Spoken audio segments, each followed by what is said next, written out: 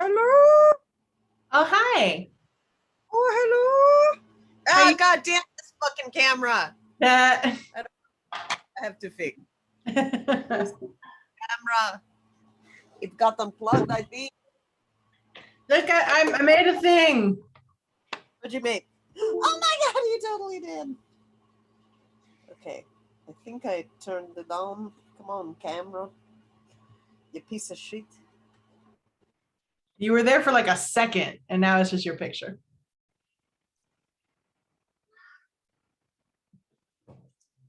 Oh! Hold on. Yes, I know. So your trip to New York was magical? It was great. Hey, there I am. You did it. I did. Yes, it was great. Sadie didn't feel good yet again, but it was like not, it wasn't nearly as bad as last time. So we, on the 4th of July, we went out to Central Park and it was really beautiful.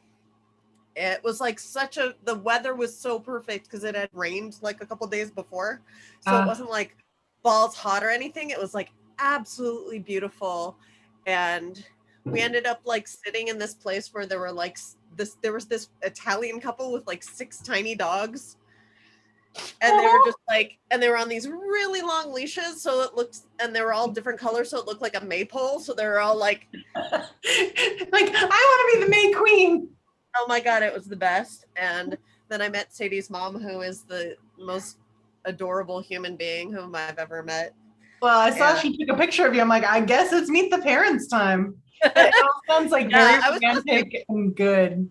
It was, and I was supposed to meet her dad too, but I guess like it never ended up working out. So next time, whatever. Because we have plans to like go back and forth once a month. That's so great. I'm so happy you're making it work. It's so good. Oh yeah, it's good. Hey! Hey, it's Alex. Hey! I should probably change my background because I did a Twin Peaks reading yesterday. Oh, that's cool. So, I'm not in that group. That's rad. Well, you don't want to be. It's not a great group. But that was fun though. Yeah. Hi. Oh no, now she disappeared. My camera like doesn't want to stay connected. Come on, camera, get your shit together. I think if I Okay, well there's that light.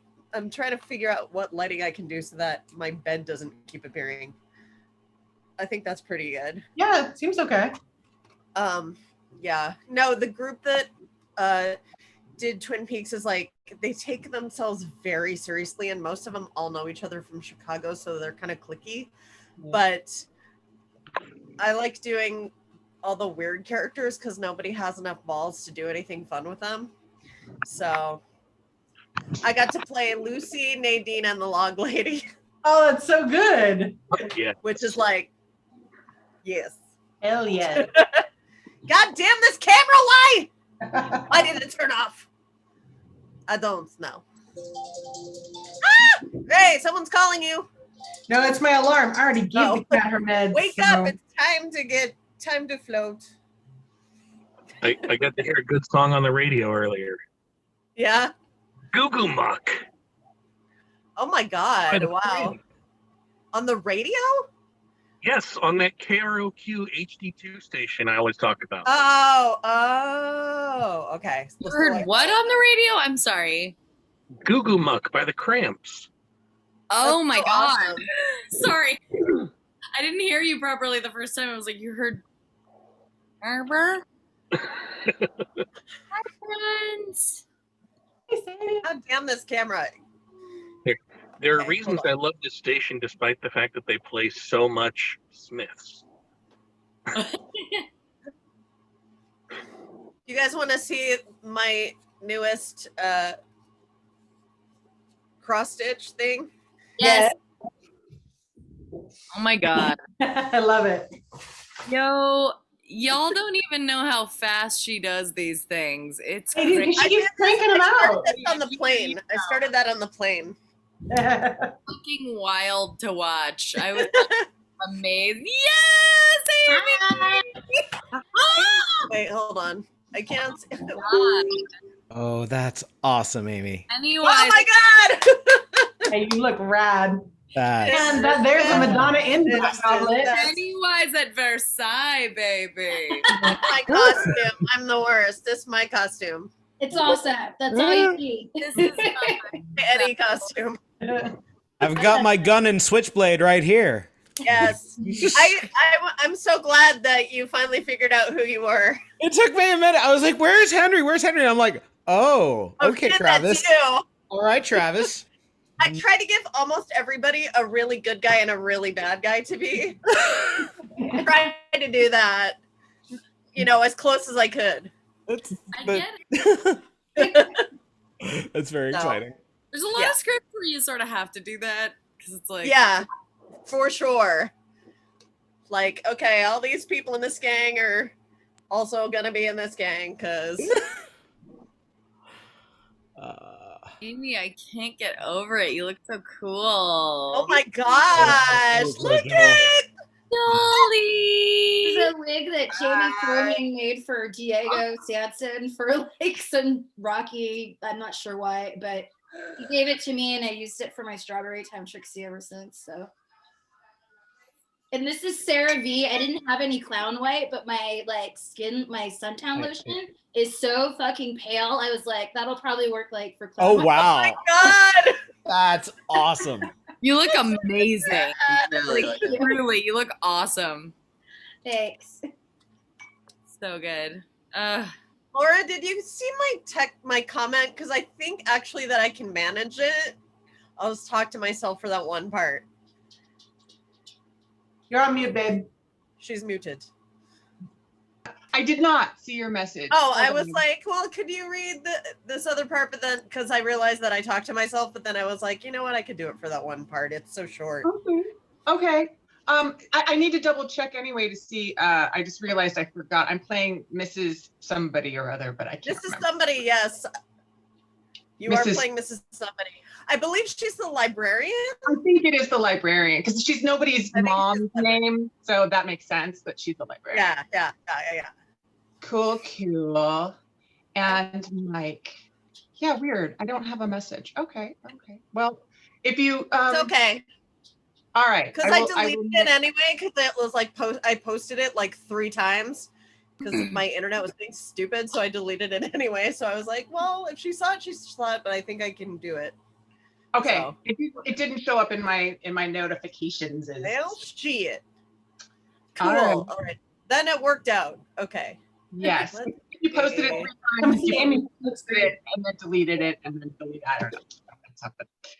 Something. Excuse me. I think he likes it, Amy. Yeah. Hey, glad. Yay! Thumbs up, but also I'm terrified, so I'm gonna leave. I think that means it works. That's awesome. Glad. I want to get an amazing background, but I don't know if I can. Hold on. So You guys can wait for 2 minutes while I do that, right? Yeah. Terrible confession. I had seen the original, but I had not seen the remake.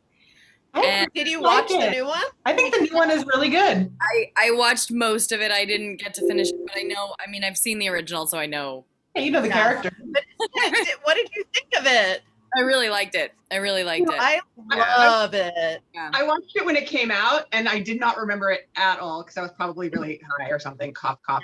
Yeah. And so then today I was like, okay, well, I'll just fast forward through it just to like get the tone of it. And I ended up watching the whole thing today. I think it's so good.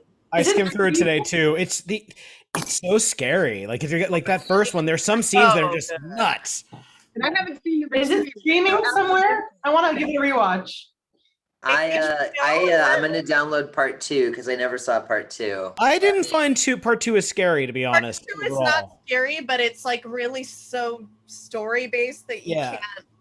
Yeah. It's more about like seeing what happens to them than being scared of Pennywise, weirdly enough. Even this one, it wasn't like jump scares where I'm like jumping, but there were some scenes where I'm like, oh shit. Ooh. In the theater.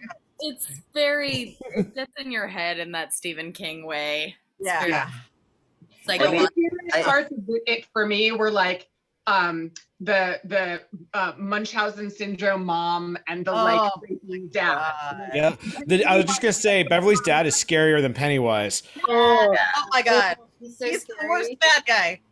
Yeah.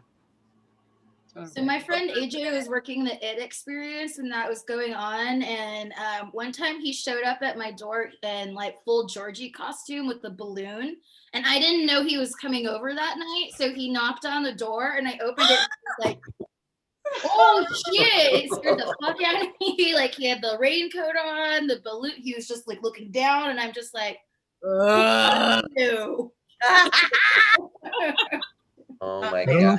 He ended up stealing the like prosthetic clown head too, but I'm not friends with him really anymore, so or else I would have borrowed it. But yeah, he totally jacked up the experience. He was like, swipe. That was so cool. I loved going to see that. Very Although cool. I really wanted to go in the fucking Ferris wheel thing, but it was not available. But it was cool. It was super cool. I don't know if I've told anybody in this group my Not Scary Farm it story. Uh-oh. Oh my god, I haven't heard it. Let's hear it. I was in college and I just finished rereading the book like the week before. And being the stupid college kid I was, I dropped acid before going to Not Scary Farm. Oh no, you didn't. That's awful. And I got in a fight with my girlfriend while we were there, and I went to storm off away from her, and all of a sudden the crowd parts, and there is a clown dressed exactly the way he's described in the book. Oh no. Which, if you read the book, you know is different from either of the movies. Right. Yeah. Like down to the color of the little yeah, there's so button things was a perfect match. And oh god, did that freak me out. Wow. Holy shit. I love that. No, I acid though. I was in high school and I was working as a caterer at LACMA, I want to say. It was like some big event at the museum and there were like billions of these iridescent silvery balloons. And my stepmother was reading it and I came home at like 2 a.m. and I because we were the caterers and at the end of the shift, we were able to like bring home as many balloons as we wanted. So I took as many balloons as would fit in the car. And when she woke up, her entire room had like, I don't know, like 7 or 8 of these balloons just like floating. Oh my god. It was really good. Anyway. That is a really good prank, I gotta say. I loved the Halloween after American Horror Story Freak Show. Everyone in West Hollywood was dressed as the clown. It was the one who's and I'm glad too, because I have a burlesque act where I take my mask off and there's a big giant smile underneath. It's like my I have 2 clown acts, and that's one of them. They're both scary. But sometimes when I don't have enough time to do the makeup, I have a Twisty the Clown mouth. So it just looks like Twisty the Clown's mouth. Yeah, You know. I love Gotcha. Twisty. So I'm very grateful for that American Horror Story trend, because that mouth is gross. Yeah. Oh, girl. Thing ever. Yeah. It I'll is just say it. very- yeah. Oh, we should do some American Horror Story episodes. Oh my god, I'm so Yeah. down. I'm Yeah. already all over that, babe. We yeah. We'll You coordinate. are? Oh. We'll coordinate. Woohoo!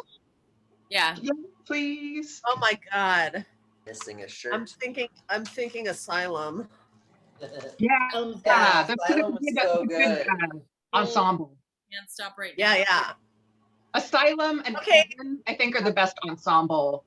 I think- Yeah. The one that's at the top of the poll in my group right now, so I'm into Which that. one? Coven. Oh, Coven is great. Coven too. is so good. Kevin. I'm just gonna have to choose episodes carefully. Yeah. There's some Because of the racism. because of the racism and the horror. Racism and the racism. The racism, the racism, the racism. Yay. The white people that we have a lot of. Yeah. And the teenage boys. Yeah, good point. No? Shit. Maybe Murder House or Asylum is better. I voted for Coven because of the ensemble thing. Coven But is fucking great. I wasn't thinking about Yeah, the race. it might be a Freak Show could be fun though. Anyway, sorry. Freak Show could be fun. I am the only one who liked the reality show one. I loved that one. That's actually I feel like that's my favorite season, just because I did not see any of the twists coming, and I was like, "Fuck yes!" to What this. season are you talking about? Roanoke. Roanoke, I the like reality show one. I like I it better. love that one. Did I favorite? Kind of disappointed, and then I watched it again and the And then second you're time. like, I "Ah." But that's one. I love Hotel. Beth, did Oh, I I fucking love Hotel. I love Hotel, but it's mostly like visual. Yeah, so it's I pretty don't cool. know. yeah. That's true. Kitty cat tail was so long. Uh, It was like, now it's sneaked down into Greg's video.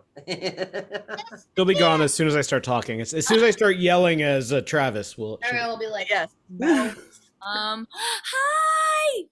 Oh, Hey. Hello. hi. How are you? Hi, how are you all? I'm great. It's we're great awesome. to see Are you you. taking care of Joel? Always. He'll survive the night. I'm the maybe. big brother in this one. Have a good night. Have fun, everybody. Yeah. Bye. No. Thanks Love for you. Bye-bye. Bye. Oh, cool. Did you get your prize today? Maybe I wasn't home, but David could have got it. Yeah, Etsy told me it was delivered today. So. Oh, Yeah. yay. Yes. Mine I love literally got here right after Beth did. It was amazing.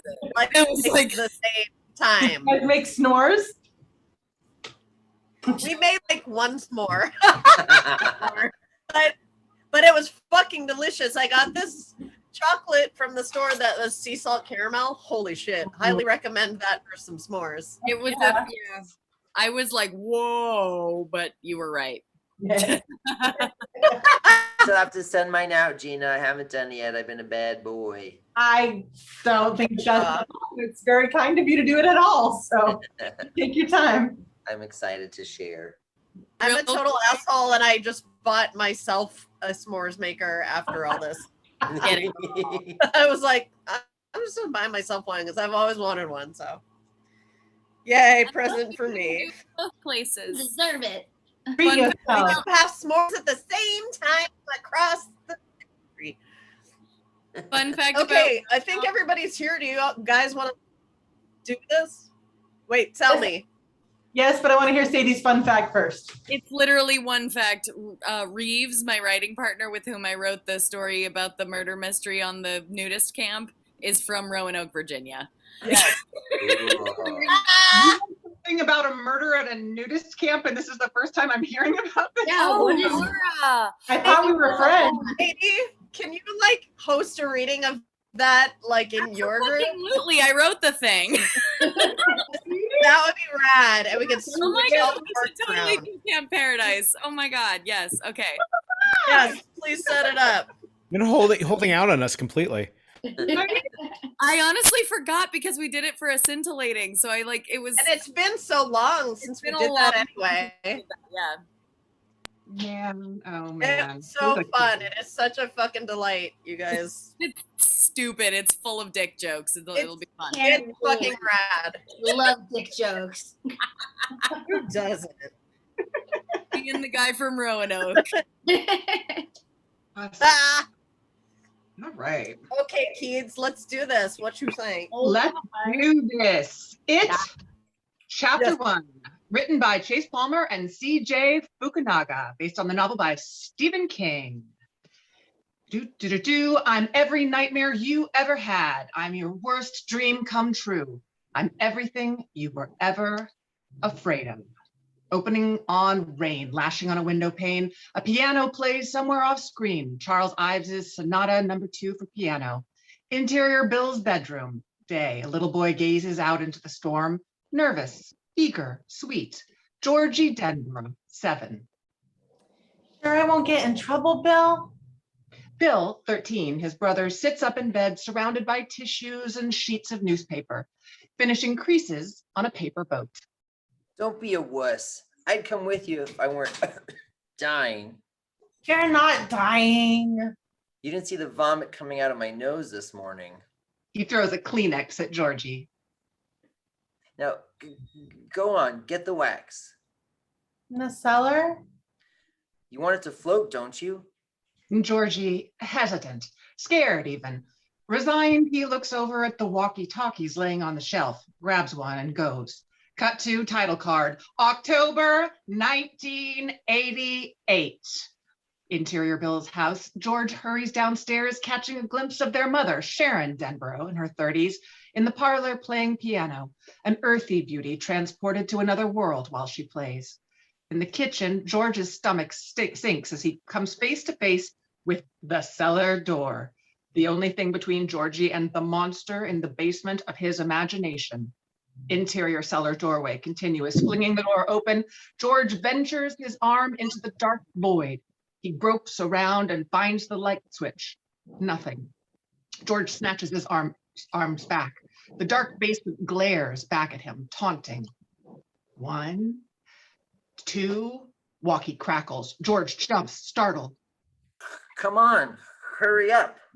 Recovering, Georgie scrambles down the steps to the cellar shelf. Sifts through junk as fast as he can. A broken flashlight, turtle wax, a bag of colored balloons.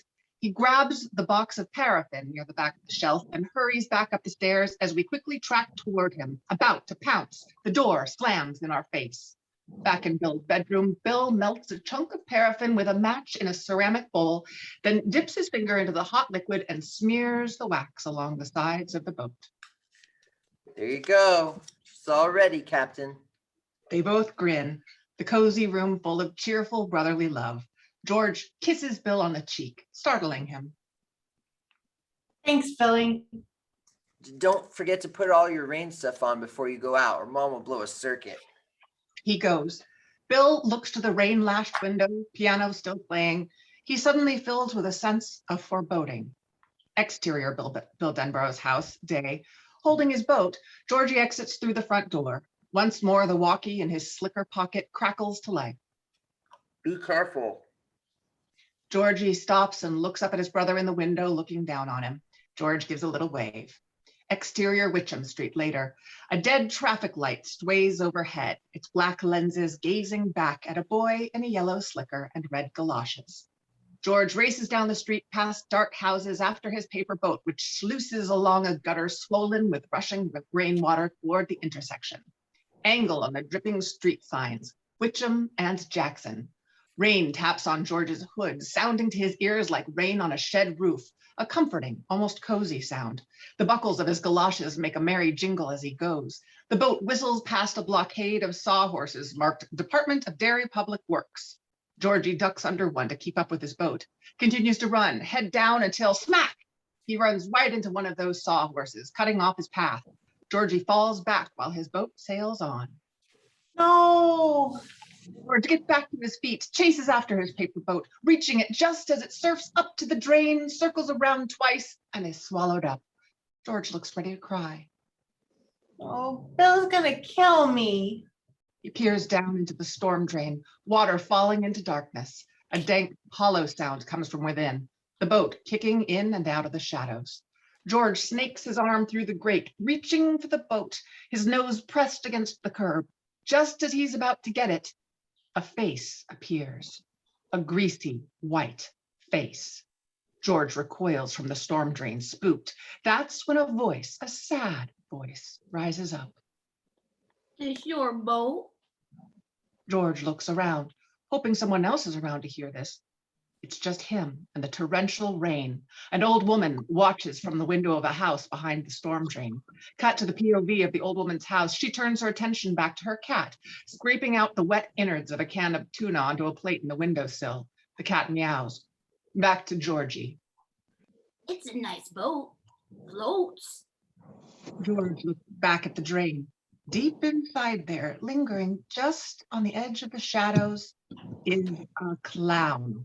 Not Bozo or Ronald McDonald, but something more old world, freakish, like that of a 19th century acrobat. Bald, lithe, almost childlike. Pennywise. Why are you in the sewer? Oh, the circus said not to say. How come? They don't let me in on that stuff. I just do my tricks for the kids. You look like a nice boy. I'll bet you have a lot of friends. 3, but my brother is my best. George glances at the paper boat, now kicking between Pennywise's gnarly white feet. Pennywise picks up the boat. Your best. Is this his boat? He made it for me. A big grin swells across Pennywise's face. That's a good brother. Where is he? In bed, sick. Let me cheer him up. I'll bring you both to the circus. He won't want to go. Why not? There's cotton candy and bearded women and all the balloons your brother could want. He's 13. He thinks balloons are dumb and clowns are dumb. Pennywise's face turns, a dawning awareness. Well, you don't, do you? George shrugs. I'll take just you then. I don't know. I am not supposed to talk to strangers. Smart pets, smart parents. Well, I'm Bob Gray. Pennywise to my friends. What do they call you? Georgie? Georgie? No, we aren't strangers, are we? George shrugs, still not convinced. I promise I'll have you back in time for dinner. Give me your hand, we'll shake on it. You're still a stranger. I don't want to talk to you. Okay, shake and give me the silent treatment. Zip your lip up and shake. With his left hand, Pennywise pretends to zip his own lip while offering his right through the sewer drain. And I'll give you back your boat. Pennywise holds Georgie's boat out of the drain with his right hand. Georgie reaches out both hands, his left to receive the boat and his right for a handshake to signal their friendship. He gets ever closer when Pennywise lunges, grabs Georgie's hand, jerks him down and toward the sewer, bearing his mouthful of razor-like teeth. Cut to the old woman's POV again. The cat devours its food, the old woman pleased with his appetite. She hears a scream and looks up, dropping the food and heading for her door as quickly as her old bones permit. Back on Georgie on the ground, clawing away from the drain, a gnarled, a gnawed and bloody stump where his right arm used to be seconds ago. But at least he's getting yank! Georgie is pulled back into the blackness of the storm drain, screaming as loud as his little lungs can manage. old woman's POV one last time as she totters from her building, staring in terrified wonderment as the drain across the street, which has swallowed Georgie Denborough whole. Smash cut to title card, June 1989. Exterior dairy aerial day. In the distance, settled across on a crosscut of the Penobscot River and the Kenduskeag Scream, rests the town of Derry, Maine. Tilt straight down to Hanlawn Abattoir. Several multi-acre manure-filled sheep pens stand empty. One has 50 sheep ready for slaughter. A path leading from the pen grows narrower as it feeds into an industrial complex designed for slaughter. Cut to a sheep, big and bleeding, looking right at us. A stun bolt gun enters the frame, inches from the sheep's glabella, also known as that in your eyes. It's held there for a squirm in your seat amount of time. Bullet, son. That's Leroy Hanlon in his 60s. He looks much older, though. Working every day of your life will do that to you. And he's the Hanlon in Hanlon Abattoir. It's his grandson, Mike, 13, that holds the stun bolt gun. Leroy describes Mike as soft because of reasons like this.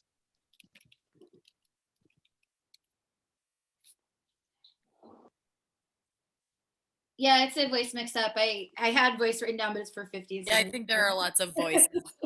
No problem. Sorry. Go on now. Pull it. Mike's hand shakes, nerves getting to him. I don't want to do this. People need to eat. But how would you feel? Raised for food? Like I'd want you to get it over with is how I'd feel. Remember what I told you? You got to do this quick. If the animal senses what you're about to do, it starts to fear you. Adrenaline courses through its body and it changes the taste. The meat winds up tough. Snatches the stun bolt away from Mike, and without a moment's hesitation, he squeezes the trigger and poof, the sheep falls. Mike stares at its bleeding out carcass as Leroy hands him the stun bolt. You need to start taking more responsibility around here, Mike. Your dad was younger than you when he took this over. But what if I can't? What if I don't want to do this? Be here. Look at me. Let me tell you about being here, because you need to understand something. There are two places you can be in this world. You can be out here like us, or you can be in there like them. Leroy points to the other sheep lined up and waiting in the slaughter pen for their turn with the stun bolt. And if you waste too much time hemming and hawing, that choice is going to be made for you. Except you won't know it till you feel the bolt blast right between your eyes. Interior Dairy Middle School day. Doors fling open and rowdy 6th, 7th, and 8th graders spill out into the halls like sheep. Books are hurled into the trash, lockers emptied out, paper strewn all over. Summer is officially commenced. Swept up in this madness is Bill Denborough, 13, handsome and gangly, a boy straight out of a Sally Mann photo, still haunted by the memory of his little brother. Eddie Kasprack, 13, a boy abnormally small for his age. His inhaler is holstered in his medicine-filled fanny pack. Richie Tozier, 13, a video game and television freak with bug-eyed glasses. Stanley Uris, 13, tightly wound, repressed, anxious, wears a kippah. How's it work? They sliced part of his penis off. That can't be true. He'd have nothing left. Eddie takes a puff off his inhaler. That's a real knee slapper, Richie. So funny, I forgot to laugh. Which is it, knee slapper or you forgot to laugh? For serious, Stan, what happens? Well, at my bar mitzvah, I read some stuff from the Torah and make a speech, and suddenly I'm a man. Sounds like a lot of work. I became a man by banging Ed's mom. Richie, gross. Right toward the exit leading to endless summer, but we push forward through the swarms of school kids and find Travis Bowers, 16, and his thug sidekicks, Belch Huggins, 15, Patrick Hochstetler, 17, and Victor Chris, 15. One, a lunkhead oaf, another, a perpetually giggly, fire-starting sociopath, and the last one, a scrap and scab junkyard dog type. They nudge each other to look over at Beverly Marsh, 13, tossing a cloud of auburn hair away from her wary gray-green eyes. Proud but not conceited, She's the envy and natural enemy to all the popular girls. Speaking of which, a group of pretty popular girls, some in field hockey uniforms with pleated skirts they rolled up extra short and carrying their sticks, join Travis and the others. The prettier leader, Greta, 14, rolls her eyes as she sees who has their attention. If I have to see that bitch one more time this summer. A girl next to Greta drops her backpack to her side and fishes out a field hockey ball from its front pocket. I think I can handle this. Teeing up the ball, she smacks it towards Beverly's shins. Quick, a startled Beverly lifts one leg and the ball hits the lockers behind her with a loud clang. Sure know how to spread 'em, slut. Beverly turns and darts down the hallway so they can't see the reddening of her face. Run, bitch!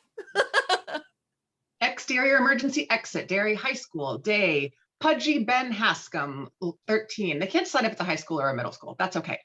Ben Hascom, 13, lingers with his bike. He has headphones on, connected to a Walkman. Doesn't hear the door open behind him, and Beverly steps out. Ben blocks her way. She taps him on the shoulder. Startled, he turns and rips off his headphones like he's embarrassed. You gonna let me by, or is there a secret password or something? Sorry. He steps aside, but Beverly doesn't move. Instead, lights a cigarette like a pro, exhales a long stream of smoke before... Sorry, it's not a password. Travis and his goons are over by the west entrance, so you should be fine. I wasn't. He was. What are you listening to? She grabs his headphones before Ben gets a chance to react, which is a shame because as she puts them on, all we hear is, does somebody want to sing this? I'll be loving you forever. Ben read Beverly, surprised. Wow, new kids on the block. I don't even like them. I was just, Oh, wait, you're the new kid, right?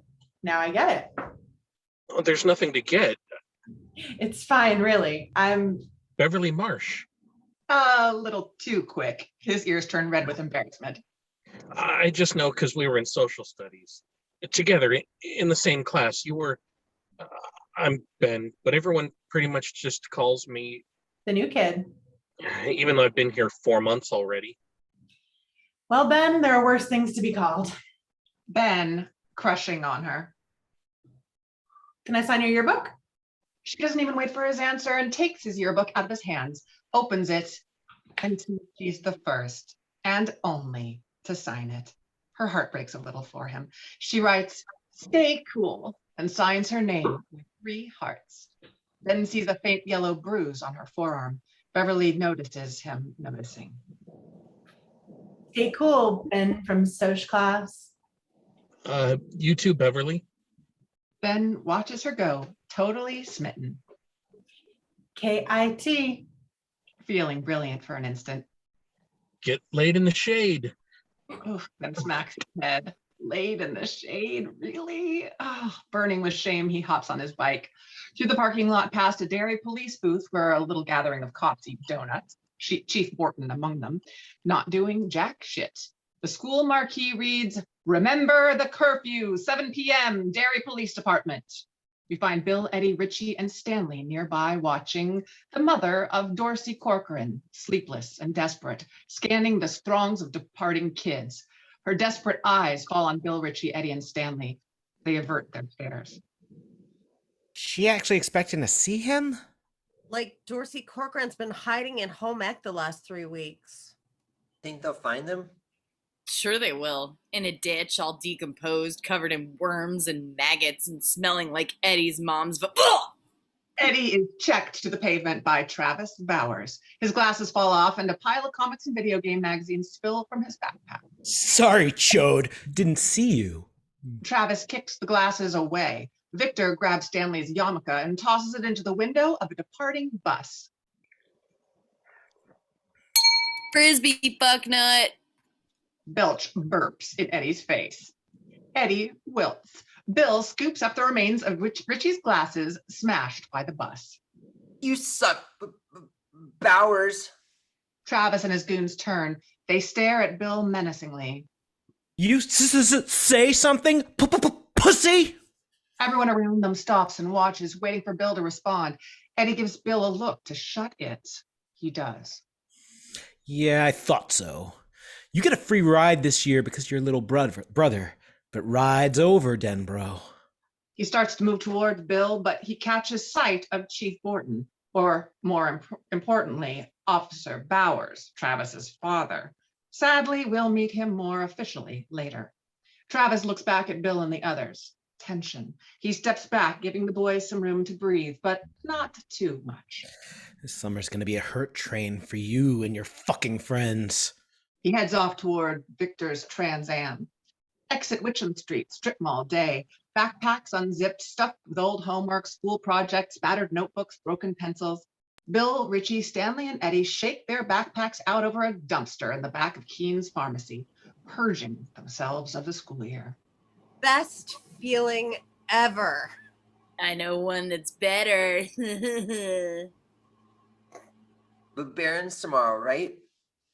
Eddie, Richie, Stanley look at each other. The mood has changed. Back to Bill. Are we really gonna start off the summer looking for a dead Dorsey? Dan, He isn't dead. He's just missing, right? Sorry, Bill. Richie sees Mike on his bike, pedaling past them. Richie waves. Hey, homeschool. Hey! They watch as Mike continues on, ultimately disappearing around the corner, like he's some sort of urban legend. Do homeschooled kids even get summer vacation, you think? their whole life is summer vacation. I don't know. I bet it's lonely. Never mind that. So tomorrow, Barron's. We'll be there. They all peel off in different directions. Bill and Richie on their bikes, Eddie and Stanley on foot. Interior, Bill Denbrough's house. Day. Dust collects on the piano in the living room. A stale quiet suffocates the house. The only sound is the ticking of a clock and the distant yelling of playing children. Bill walks up his driveway as He thrusts his fist against the post. Shit. breathe deeply, take it slow. He thrusts his fist against the posts, but still insists he sees the ghosts. Skids to a stop at the mailbox. He opens it and sifts through the mail, coming across a brochure for Acadia National Park. His face lights up. Hey, Ma. She's watering their planters, mind a million miles away. Only when one overflows and spills onto her shoes does she snap out of it. Damn it, Bill, you could have said something. She goes to the spigot and turns off the hose. Bill? That you? Bill pushes his bike over to the garage, brochure in hand. He sees his dad, Zach Denborough, 40s, sitting at his woodworking bench, whittling a lump of wood into a duck decoy. Behind him, dozens of colorfully painted decoys are arranged on display. Western Grebe. Want help painting? I thought we agreed. He points to the corner, which is taken up by an elaborate labyrinthine scale model of the dairy sewers made out of yellow plastic hamster tubes. Before you say anything, Bill? just let me show you something first. Bill grabs a G.I. Joe action figure off a tool bench and sticks it in the tubes. He turns on the hose, sprays it at the model, and G.I. Joe goes sweeping through the plastic tunnels, shooting onto the drain marked Barron's. The Barrens. It's the only place. He's gone, Bill. But if the storm swept Georgie in, we should have... He's gone. He's dead. What's done is done. Now please take it down. Zach folds the sewer map that Bill had stapled above. And next time you take a sewer map from my workshop, ask permission. Gut punched. Bill looks to a hamster in an empty cage. Guess you get your tunnels back. As he starts disassembling the model quietly to himself, He thrusts his fists against the posts. water leaks from the mouth of the hose and pools slowly at his feet. A sinister tremor disturbs its surface, or the reflection of a face. Exterior Costello Avenue Market. Later, Mike exits and hops on his bike. Doesn't notice Victor's Trans Am pass him on the street, but we do. And as Mike takes off in the other direction, we keep up with the Trans Am as it stops and makes a slow U-turn. Uh-oh. Exterior edge of town, dirt road later. Mike on his bike, on his way, working his way back to the Hanlon homestead when Victor's Trans Am appears behind him. Interior Victor's Trans Am, Victor behind the wheel. Travis reaches over and honks the horn. Mike turns, oh shit, all over his face. At the edge of town, dirt road continuous, Mike pedals fast as the Trans Am screams up on him like it's going to chew him up and spit him out. At the last second, Mike turns off the road, losing control of his bike, leaps off, but its speed keeps it upright, and it crashes into a gnarled, lifeless tree. Trans Am blasts past Mike. Amazing, you can even hear their laughter over the roaring engine. Leaning out the window, Stay the fuck out of our town!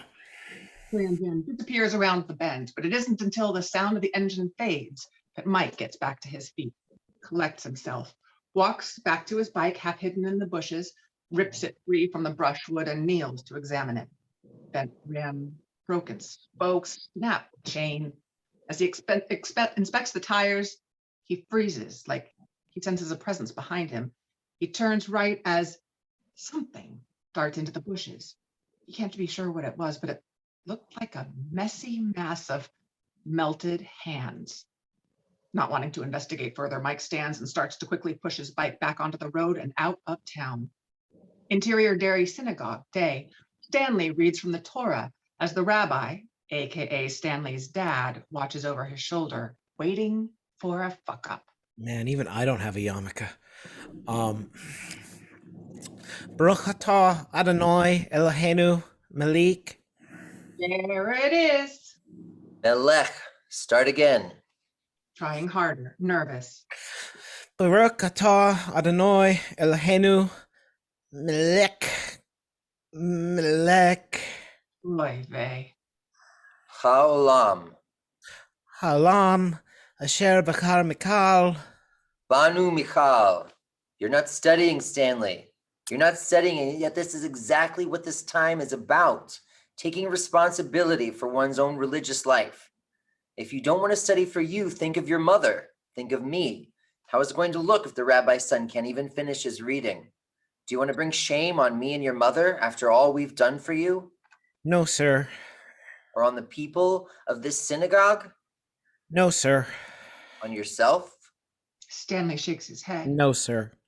Your actions say otherwise. Stanley's eyes well up with tears. Doesn't want to be a disappointment, not to his father, not to anyone. The rabbi hands Stanley the scroll. Put the scroll away. No one up here is using it anyway. Ouch. Interior Dairy Synagogue downstairs moments later, ashamed, Stanley walks down the old molding stone stairs to the basement of the synagogue. He finds his dad's office, a scholar's study, rabbinical papers, journals, and books. So many books. On one of the walls hangs a painting, Judith, standing naked, holding her sword in one hand and the decapitated bloody head of Holofernes knees on the other. In the other. Stanley glances up at Judith as he passes with the scroll, like he can't help himself, even though he'd rather not. Behind him, the door to the mikveh opens. A darkness beyond seems to beckon him. Stanley steps toward, like he might enter, but instead he slams the door shut, spooked. Exterior Neibolt Street Day. Eddie walks down the street with crumbling asphalt that runs along the canal and the old train yard. Beep, beep, beep. He looks at his Casio calculator watch. Alarm has been set. Stops, digs in his pocket, pulls out a bottle of pills, opens it and dumps a few into his hand, different colors. About to pinch one up, but man, he can't shake the feeling he's being watched. He looks over at the house at 29 Neibolt Street. A plot infested with giant ratty sunflowers that hem in an abandoned boarded up structure with a rotted sloping facade that looks like Munch's The Scream. But no sign of anyone inside or out. Unnerved, Eddie quickly looks at his pills, starts to walk again as he tries to put them back in the bottle when, not sure from where, startled, Eddie drops his pills. They scatter all over the asphalt. Shit! He looks back at the house at 29 Neibolt Street. Still no sign of anyone. But hey, do you remember if the front door was open before? Because it is now. Eddie quickly kneels, trying to collect his scattered pills and stuff them back into his medicine bottle. Mom's gonna kill me. He reaches for a red pill when someone else's hand picks it up instead. And let me tell you about this hand, if I can, without throwing up. Start with the thumb, or what's left of it, because it really is nothing more than a nubbin, which serves as an outpost in a sea of flaky flesh full of open sores and hanging scabs glistening with pus and snot, probably a mix of both. It is a hand of disease. It is a preview, an amuse-bouche of what's to come as Eddie looks up to see a leprous, tumorous hobo, a case study for everything awful ever, a wet sponge of sickness. Think these'll help me? Coughs again. Eddie squishes his face. He can feel the spittle stick and his skin absorb the messy microbes, especially as the hobo blows his nose into his hand, wipes it on his coat sleeve. We see the hint of a white ruffle underneath. I mean, maybe you can see it, or maybe you're too focused on the long string of snot that droops down from his nose. Think these'll make us float? Hobo limps toward Eddie, dragging his dead leg behind him. Eddie scrambles back, not realizing he's making his way closer to the house on 29 Neibolt Street until he turns around and sees an orange glow emanating from underneath the front porch, as if a sunset is happening just beyond the rotted lattice. Eddie, fixated on that glow, as the hobo gets closer and closer.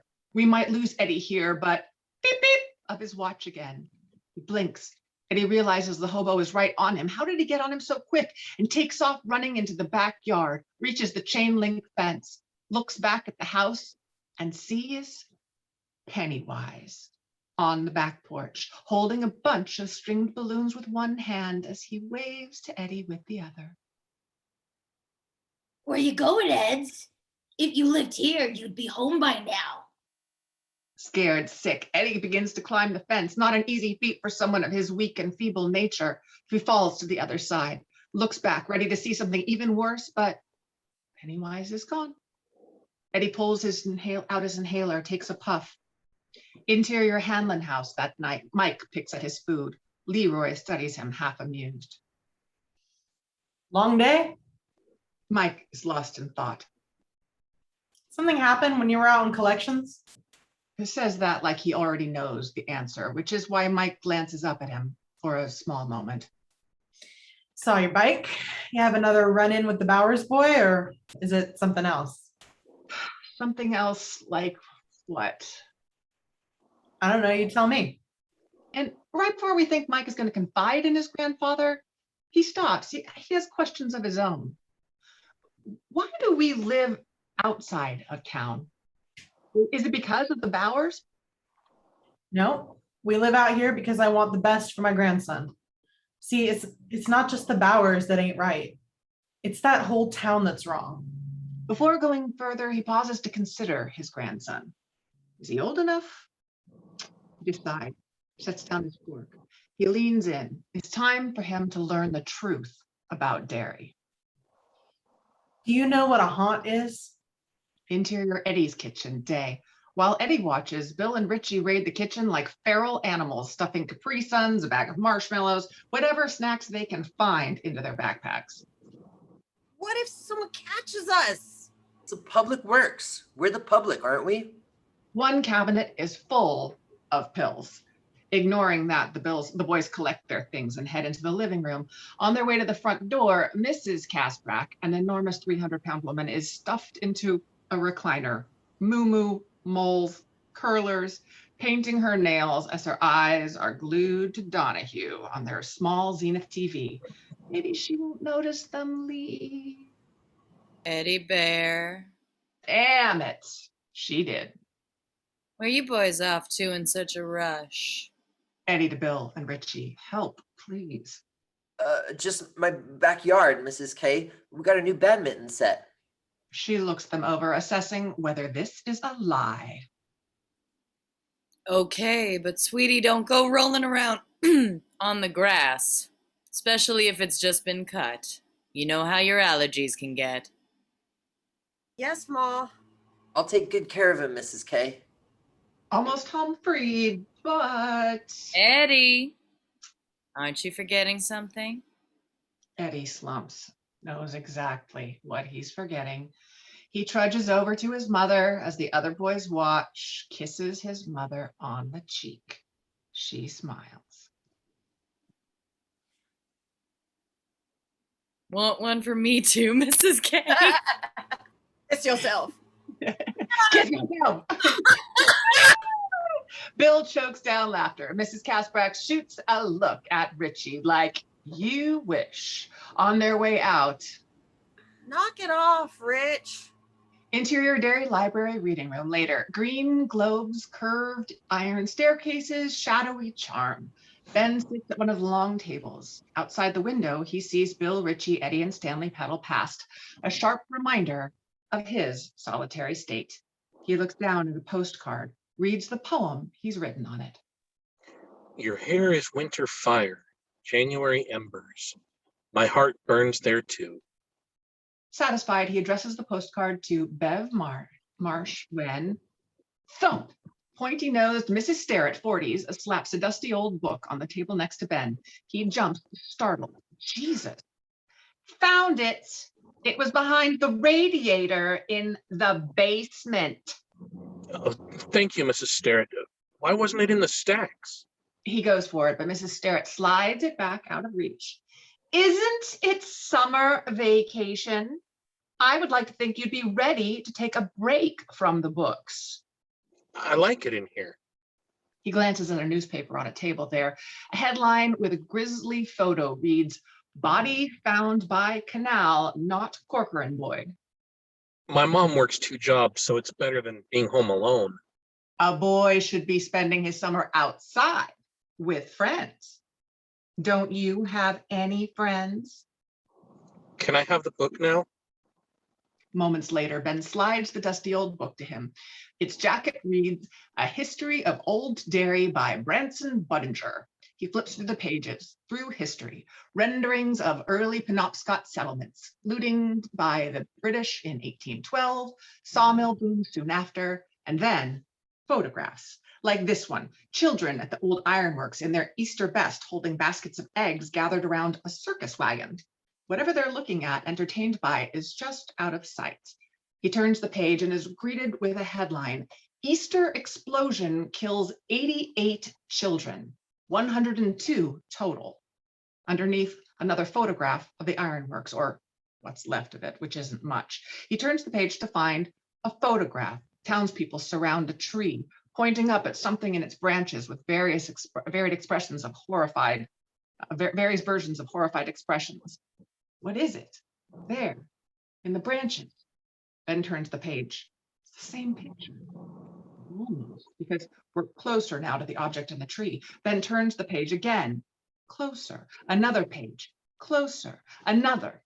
Closer. This continues until we're right in the branches with the decapitated head of a small child. Ben slams the book shut, pushes it away. He looks around the library, spooked. Mrs. Sterrett blithely stamps books behind her desk. Everyone goes about their business. But what about that pink Easter egg at the top of the stairs leading to the archives? Does no one else see it? Curious, Ben gets up from the table, grabs his postcard and stuffs it into his pocket. Eye on the egg. Walks over.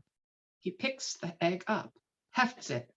Ben looks around, getting the uneasy sense he's being watched. He's about to turn back when he sees at the bottom of the stairs another Easter egg, yellow, with a red balloon tied around it. Ben goes down into the archives room. Even in the daytime, it's dark, so there's no telling what stalks in the labyrinthine aisles with high-walled shelves. Ben picks up the yellow Easter egg, stares at it, considering.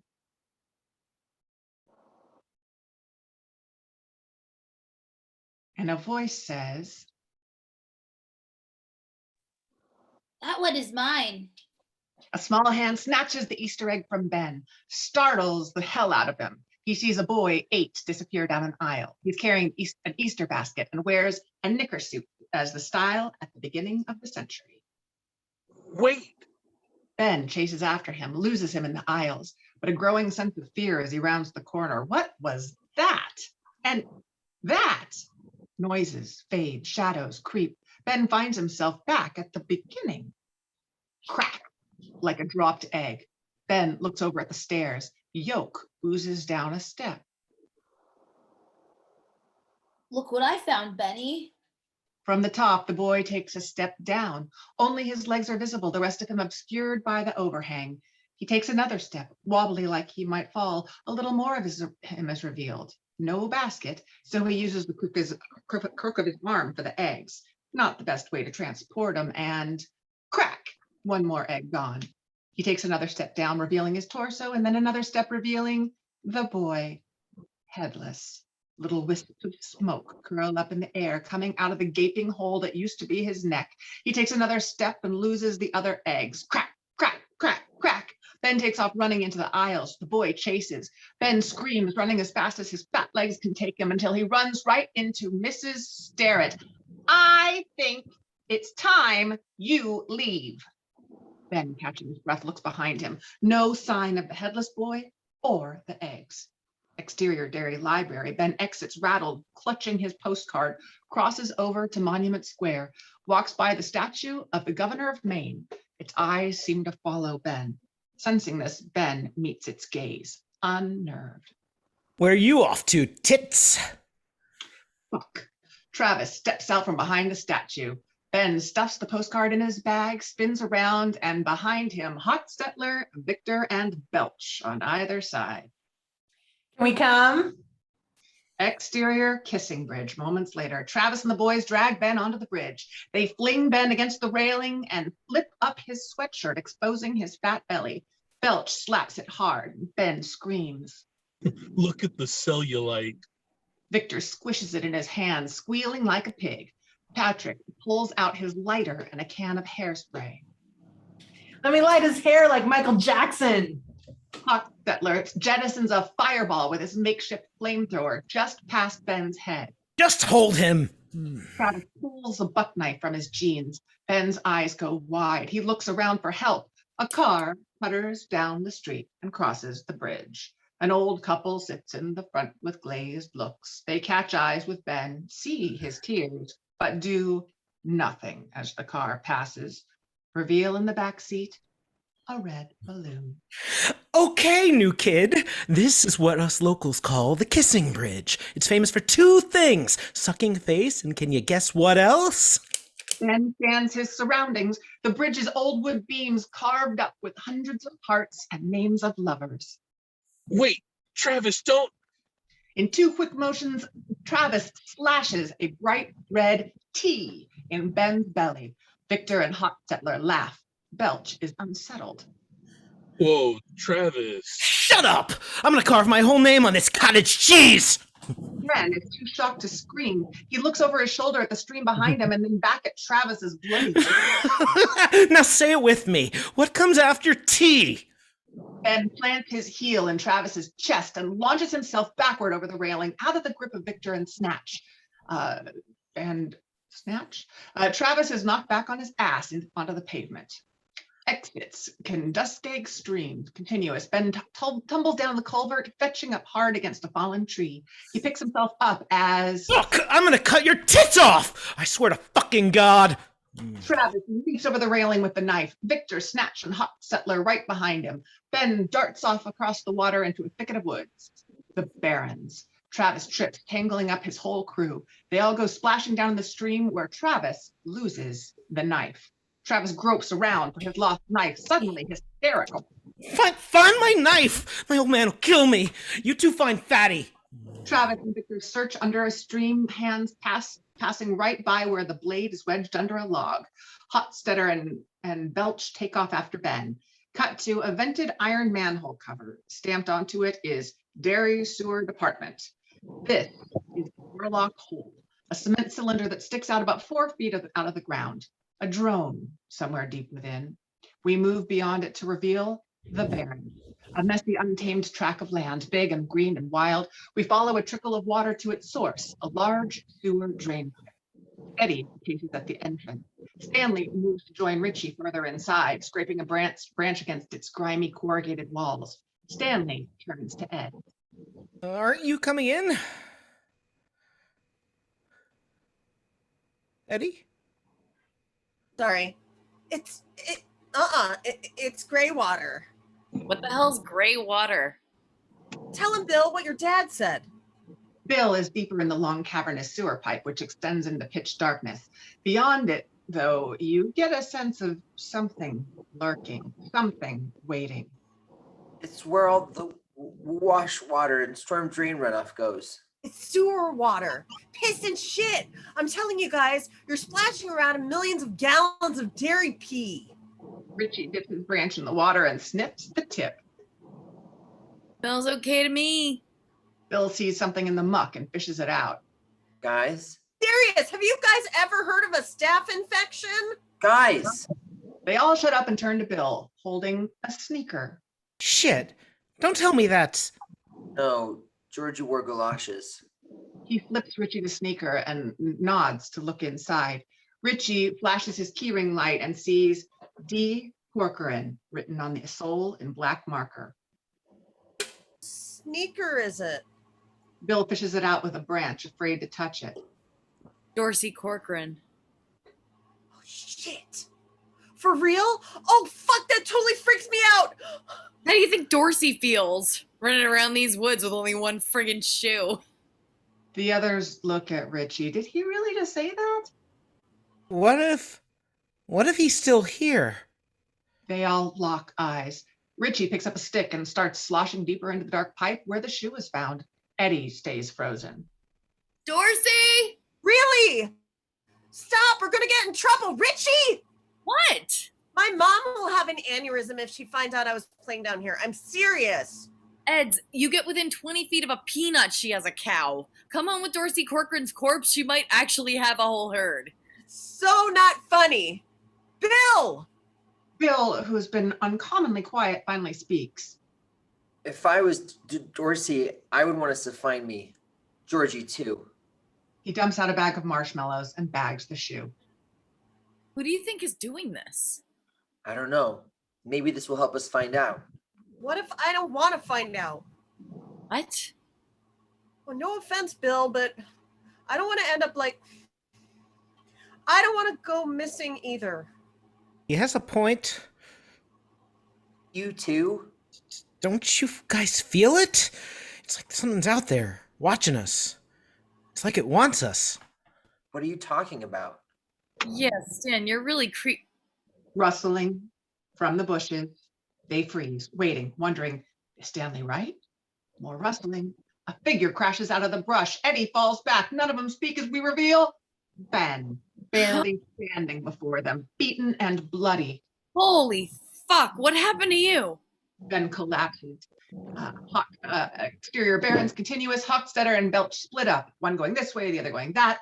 Hochstetter hears a commotion up ahead. It's the boys. He smiles and picks up his pace, passing the droning Morlock hole as he creeps up toward the sewer drain pipe. Our boys are in for it. Hochstetter peeks through the bushes, but no sign of Ben, Bill, Richie, Eddie, or Stanley. But he hears the echo of footsteps inside the sewer drain pipe. Splish, splashing through the water. Hochstetter enters the sewer drain pipe. I hear you, fatty. He giggles, excited by the chase. It bounces off around the sewer walls as he steps further in. Approaching the darkness, Hochstetter pulls out his lighter and his can of hairspray, flicks the lighter, presses down on the spray can valve, and whoosh, a flickering and licking long stream of flame shoots out ahead of him. A makeshift flamethrower illuminates the sewer for an instant before blackness returns. Hochstetter takes a couple more steps. Sounds of trickling water, a faint noise of distant traffic overhead, and that's not calliope music, is it?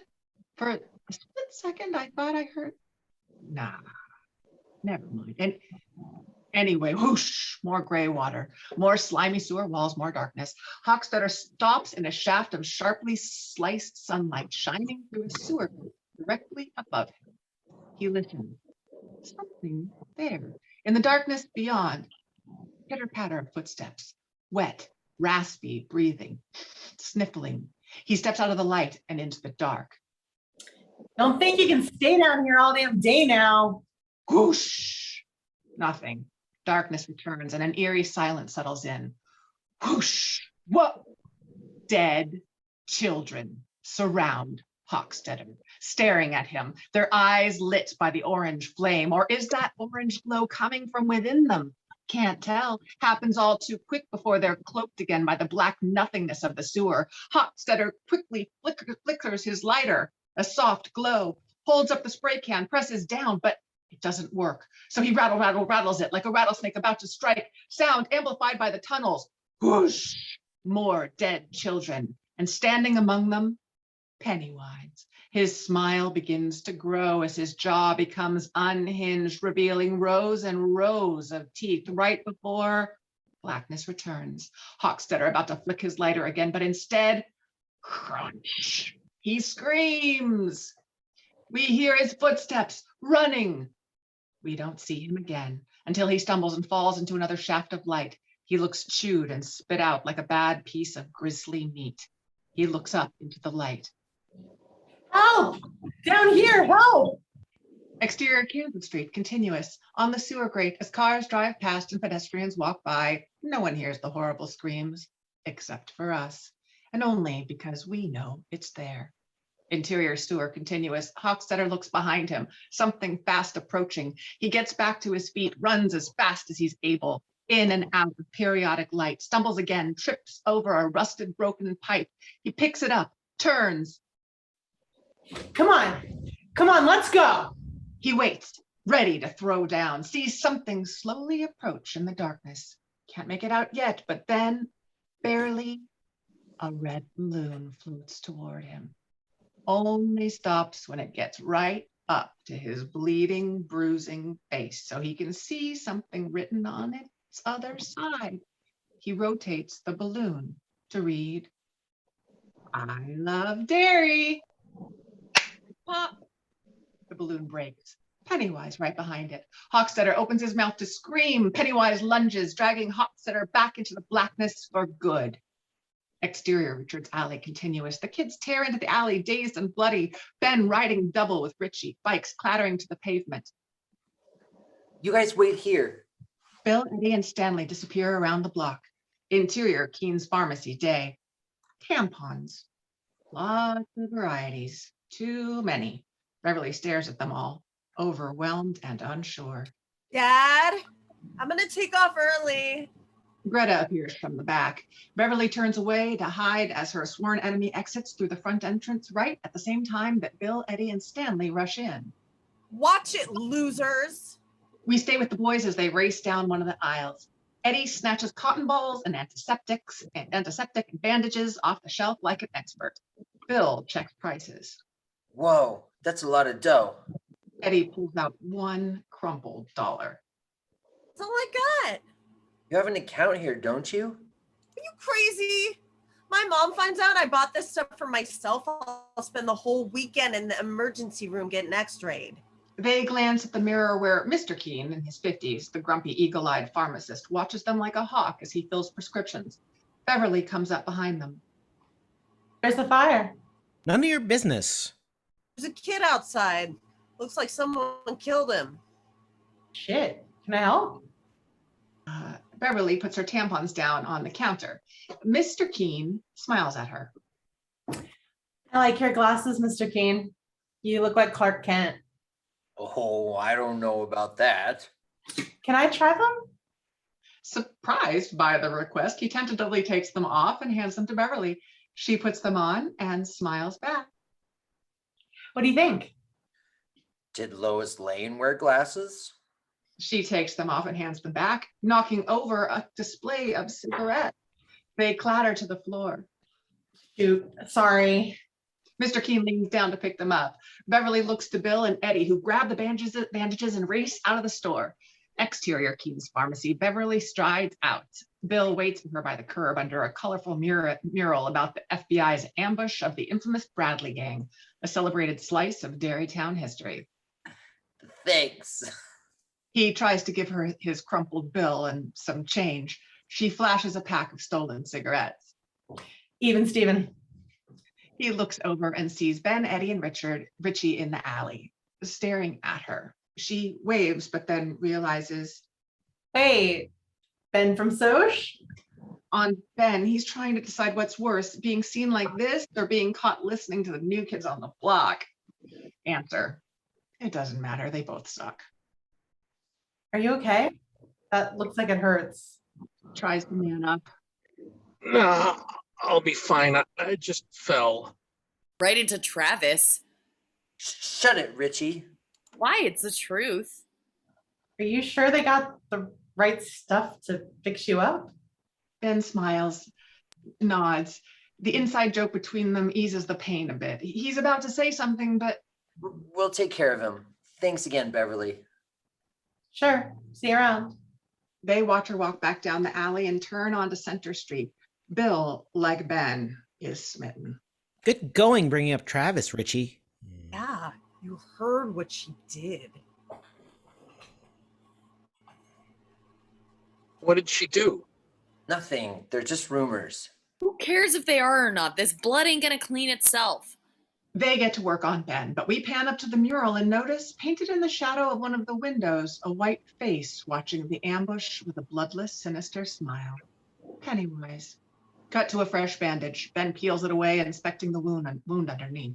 How's it looking? Better. They're at Bassey Park Quarry, Lover's Leap, a massive rock formation. Ben looks at Bill, Richie, Stanley, and Eddie, all stripped to their tighty-whities, standing in a line, staring at the edge, the black water foreboding, endless. Who's first?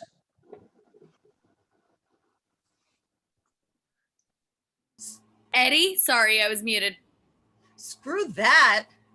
Ben walks over. He wants to earn his keep. I'll go. With those cuts you have in your chest, I'm not sure if getting in this water is a Will good you stop idea. with the gray water? Shit, you make it seem like any water we get in is like swimming in an outhouse. What's gray water? Don't get him started. I'll go first. Gang of sissies. The boys turn around to see Bev stripping out of a one-piece summer dress down to her underwear. Before they can comprehend what's happening, she sprints off the edge and jumps into the water. Boom! Cannonball! The boys look at each other and then one by one, they jump. Don't know what color your eyes are, baby, but your hair is a long and brown. Exterior, Bassey Park Quarry shore later. Your legs are strong and you're so long and you don't come from this town. Beverly lays out on a rock. She's sun-drenched. As Richie's boombox nearby continues to play Love and Rockets' 1989 summer radio hit, I'm Alive. Ben, Bill, Stanley, Richie, and Eddie lay on the other rocks, leaving a distance between them and Beverly. None of them bold enough to lay near her, but all of them wishing they were as they sneak their stares in. I'm alive, so alive. Beverly turns to lay on her stomach, the sudden movement startling the boys. So they all look away, busy themselves with other things. Like Richie turns to Ben's backpack filled with books and papers. He starts to go through it as he realizes, Newsflash, school's out for summer. Oh, that's library stuff, not school stuff. Richie finds the postcard. Who sent you this? Ben snatches it away. No one. He looked over at Beverly, specifically at her knapsack. Eddie flips through a book on the history of Derry. What's with the history project? Oh, when I moved here, I didn't have anyone to hang out with or anything, so I just started spending time in the library. Seriously? You went to the library? On your own? For fun? Bill and Richie take a closer look. Beverly joins them. I want to see too. She sits down next to Bill. He can barely concentrate with her so close to him. Her skin smells like sun lotion. Beverly looks at him and smiles, not sure what to do. Oh, awkward youth. Bill turns back at Ben's research.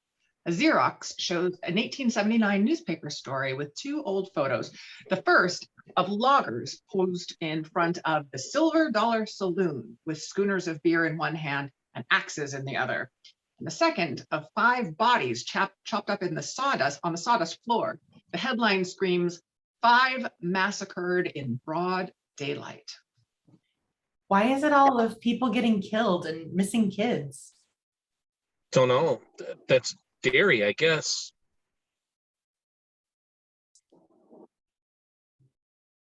Eddie. God damn it! Why do I always scroll too far? Page 44 if you're looking at page like 4. any town, right? Been around long enough, bad things happen. I mean, all history is a long line of bad things happening to people. Try reading the Torah. Yeah, but Derry's not like any town I moved to. And we've moved a lot. Did you guys know people die violently here or disappear like 6 times the national average? You read that? That's just adults. Kids are worse, way worse. The kids look at each other. Creepy. I've got more stuff if you want to see it. Off their fuck yes faces. Interior Ben's bedroom continuous. Panicking, Ben hurries into his messy bedroom. We can hear the others coming up the stairs behind him as he kicks dirty underwear under the bed, tosses PJs in his dresser, stuffs books of poetry into his desk right before Beverly enters, followed closely by the other losers. Ben turns, wondering what he was thinking to invite them all here. Jesus, what did he forget? All the attention is on his bedroom walls. Every inch is papered with more Xerox copies of newspaper articles and photographs, all on the history of Derry. Loggers drinking beer in the Silver Dollar in the 1880s, little kids on an Easter egg hunt in the old ironworks in 1907, FBI men stand over a bank robber's bullet-ridden car in the 1930s. Wow. Cool, huh? Richie looks at him concerned. Oh. Stanley sees a copy of an old document with 90 signatures. Incorporation of the Township of Derry. What's this? Declaration of Independence? The charter for Derry Township. Nerd alert. Ben quickly looks over at Beverly, trying to cover. No, it's kind of interesting. Derry started as a beaver trapping camp. Still is, am I right, boys? Beverly shakes her head. Bill throws him a look. Dude. 91 people signed the charter that made Derry, but then later that winter, they all disappeared without a trace. Let it sink in.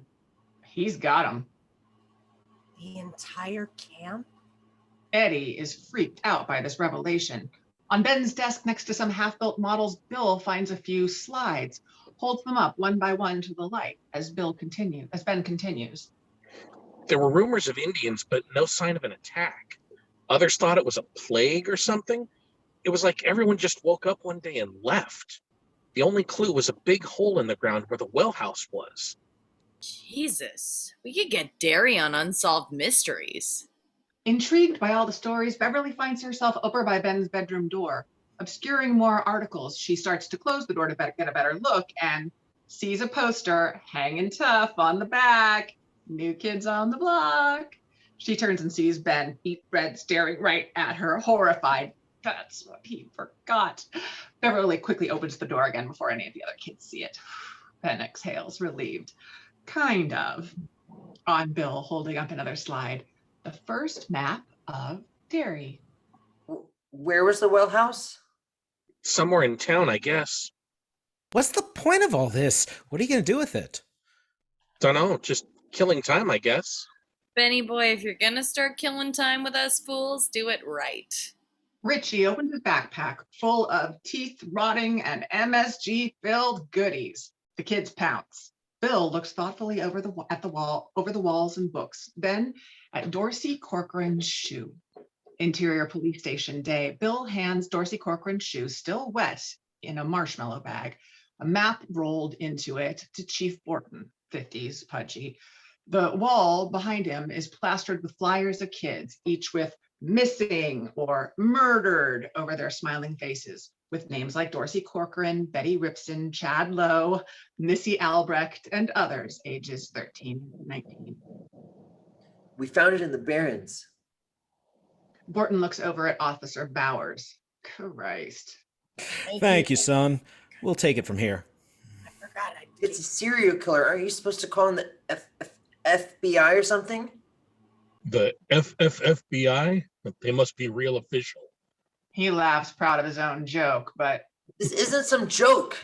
Look at all the bad stuff that happens here. People here disappear 6 times more than the national average. With kids, it's even worse. And what do? Nothing. These things happen. Every now and then a town suffers from weather. Some weather. Doesn't mean we need outsiders lifting the lid in our courthouse. Derry can take care of her own. You... Prick? Asshole? Fucknut? Useless. Mm-hmm. He turns and leaves. Interior Beverly's apartment, night. A slummy apartment over Lower Main Street. Beverly's dad, Mr. Marsh, late 30s, still in his janitor's uniform from Derry Home Hospital, sits passed out in front of the TV. Entering the apartment, Beverly quietly tiptoes past him. Interior of her apartment, in her bedroom, she dumps out her knapsack. Among her belongings, she finds a postcard with a familiar poem. From the living room, her father clears his throat.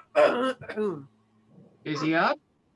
Taking no chances, she hurries into the bathroom with the postcard, shuts the door, locks it, reads the poem aloud to herself. Your hair is winter fire, January embers. My heart burns there too. From your secret admirer. Beverly blushes, sees there isn't any return address. As she wonders who it could be from, she hears, Help me. Beverly looks around for the voice, startled. Help me, Beverly. It comes from the sink drain above her head. She leans forward over the basin, looking down into the dark void. Is someone there? Nothing. We see Beverly's eye peering down through the circle of light. We all want to play with you. Gasps. The single voice turns into a cacophony, bubbling up through the ages. Come play with us, Beverly. Come play with the clown. You'll float. Terrified, Beverly dashes out. Interior Bill's house, night. Bill's mom washes the dishes while Bill sits at the table and eats a bowl of ice cream. Zach flips through a Popular Mechanics, still in his overalls from the Derry Public Works. Did you guys see the brochure? No response. Finally, Dad stirs. Sorry? Acadia. I thought we could start planning our park trip this year. His dad stops mid-flip, looking to Bill's mom, who's on edge. Otter Cove, Bubble Pond, Cadillac Mountain. His mom throws down a dish and, unable to compose herself, storms upstairs. All of the air goes out of the room. What did I say? Zach wants to respond, but can't. He goes to the sink and turns off the faucet. Sorry, champ. Your mom and I, If it's about money, I'll mow lawns, paint fences, whatever. it's not that. He fiddles with his wedding ring. Zach is too upset to look his boy in the eye. Your brother just looked forward to this trip so much, you know. It was his favorite. He takes Bill's bowl of ice cream, throws it into the sink, and goes. Bill's spoon left hanging over, nothing. Mine too. Interior Beverly's apartment, living room, night. Bev finds her father, now asleep in front of the TV. His tool belt is thrown up on the coffee table. She creeps over and steals the tape measure. Interior Beverly's apartment, bathroom, night. Beverly stands over the sink basin, tape measure in hand. The voice is silent. Hello? She unfurls the tape into the drain, its tip disappearing into the void. Foot by foot, she snakes the tape into the drain until it's fully extended at 20 feet. She waits for a voice. Nothing. Slowly, she begins to reel the tape back in, counting down the length as it winds back in. 16 feet, 15 feet, 14 feet, last 13 feet. Viscous blood coats the tape. Beverly gasps and drops the measure. It goes clattering into the sink, the tape coiling up like a snake, blood flickering everywhere. She stumbles back, tripping under the shower. Blood gouts up from the sink drain like a demonic ejaculation. Blood splatters the mirror, the wallpaper bouncing off the walls and covering Beverly. She screams and runs out the door. Interior Beverly's apartment, living room, night. Into her father, who comes charging up the hall. She screams again, recoiling away. You okay, Bevy? In the bathroom. He places his hand on her cheek, tender. Daddy's here now. It'll be okay. He takes her hand. They step into the bathroom. Mr. Marsh looks around, eyes wide, blood splattered everywhere, but the blood doesn't register with him. Bevy, child, what's my tape measure doing out of my tool belt? He steps over and grabs the blood-coated tape, clipping it onto his belt. Blood on his hands now, too. You should ask me if you want to touch my things. I ask you, don't I? He doesn't seem to see any of it. Only Beverly can. She realizes this. She pulls back the shower curtain, leaving behind bloody fingerprints. A spider scurries toward the drain. Was that it? A spider? Bev, speechless. She staggers back. He catches her wrist. Bevy, you okay? Yes, that's it, the spider. I thought so. I can't hurt you. You know that, don't you? He crushes the spider under his boot, grinding it in. Yes, sir. I'm sorry for waking you. He comes over to her, smoothing her hair over her forehead, proprietarily. The blood on her face like finger paint. This is when he scares her the most. You worry me, Bevy. You worry me a lot. I know, Daddy. He rests his forehead against hers, breathes in her scent. You're growing up so quickly. He looks her up and down. You were Daddy's little girl, now you're changing. Tell me you're still Daddy's little girl. She averts her eyes, nods, placating. Satisfied, he goes back down the hall to his game. Beverly darts into her bedroom, slamming the door behind her. Detail on the ceiling that night. Angle on a wet, dark spot as it grows on a white plaster ceiling. The first droplet of water forming. Slow motion as it breaks away and falls through space. Smash cut to interior Bill's bedroom. Night onto Bill's face. He doesn't stir. More droplets follow. Tap, tap, tap. Finally, Bill awakes, looks up at a leak in the ceiling. Bill flips back his covers. Interior bathroom hallway. Night. Bill grabs a bucket from the utility closet and walking back, sees the door open to Georgie's room. A light on. Interior Georgie's bedroom. Night. Bill enters. The room is frozen in time. Georgie's toy box is open. A Lego turtle stands next to it as if taken out to play. Bill picks it up and sits down. Turtle in hand, he indulges in the sadness that has engulfed his home for months. The loss of his brother hitting him full force. He closes his eyes to fight back the tears, but cannot. He cries for Georgie. Photographs of Georgie illuminated by passing cars seem to watch him from the walls. A shadow seems to stretch across Georgie's room from the doorway. Bill looks up, but no one is there. Interior corridor. Bill steps out of Georgie's room and finds dark footprints in the carpet. He leans down and touches one, squishy and wet. They track down the dark staircase. Bill, heart pounding, follows the wet footprints down the stairs, careful not to step in any of them. Dad? Interior downstairs, Bill's house, day. At the bottom of the stairs, Bill finds the footprints lead toward the kitchen where Ma? we see, Bill sees a yellow flash of something ducking around the corner. Startled, Bill drops the Lego turtle, which smashes into pieces and scatters across the wood floor. Bill looks back up the stairs, half expecting his parents to wake up. Nothing but eerie silence. He gathers his courage and follows the wet footprints into the kitchen. Bill steps in, face to face with the cellar door. The door creaking closed. Light snapped on behind it, footprints disappearing down the cellar. He slowly approaches the door and reaches out for the handle, but stops with second thoughts. He starts backing away, too spooked to go down, when he hears a child weeping behind the door. Then Georgie? interior cellar, Bill's house. Bill opens the door, rickety stairs leading down into darkness. The weeper somewhere in the recesses, along with the steady sound of a leak. Steeling himself, Bill descends. He gets to the last few rungs and is thrown off for a moment, seeing his reflection in the basement floor as if it were a black mirror. He realizes the cellar has flooded. Bill looks up toward the leak/weeping sound and sees, curled up in the same corner where we had that opening POV, Georgie in his yellow slicker, rain rolling off of him like he's still in a storm flooding the cellar. He looks up at Bill, his skin bloodless, paper thin. I lost it, Billy. Don't be mad. Bridgie?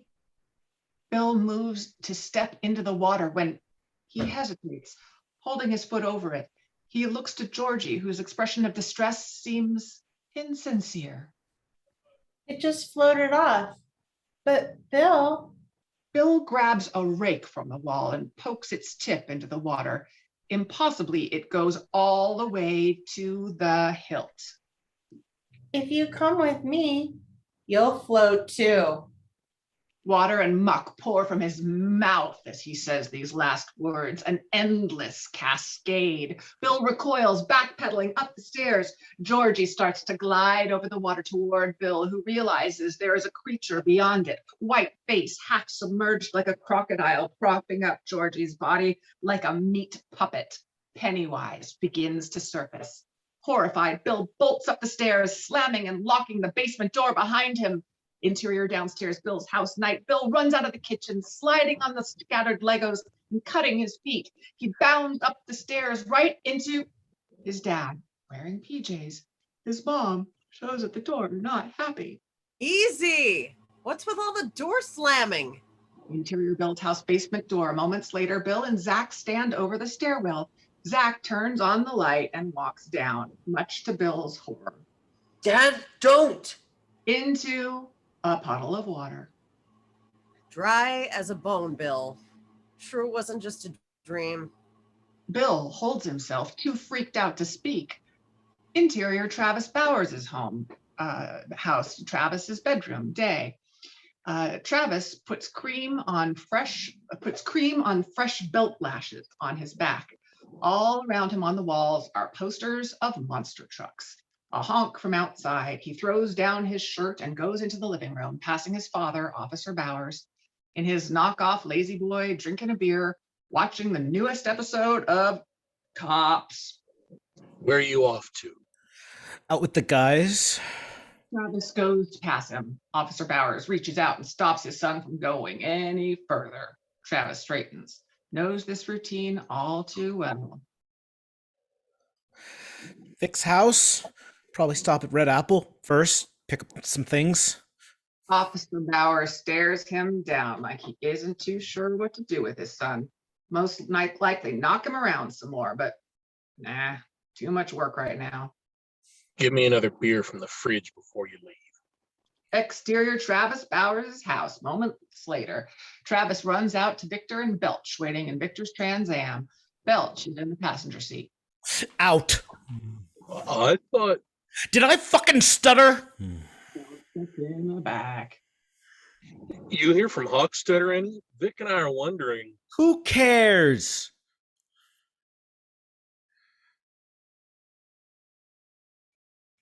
Victor, who cares?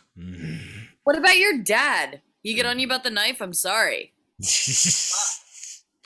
That fat ass knows he touches me, I'll rip his fucking head off. Now can you drive, please, and thank you very fucking much? Where to? As if to answer his question, Mike rides by on his bike, off to collect more payments. Go. Exterior Lower Main Street, continuous. Bill and Richie wait as Ben, Stanley, and Eddie join them. What's going on? Bev called. She's freaked out about something. She told us to wait out here until... Beverly bursts out of the apartment building. You made it.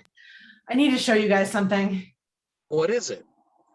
Did we just win the Publishers Clearinghouse $10 million sweepstakes? If Ed McMahon is in there, I'm gonna lose my shit. I just need to know I'm not crazy. But my dad will kill me if he finds out I had boys in our apartment. We'll leave a lookout. Richie?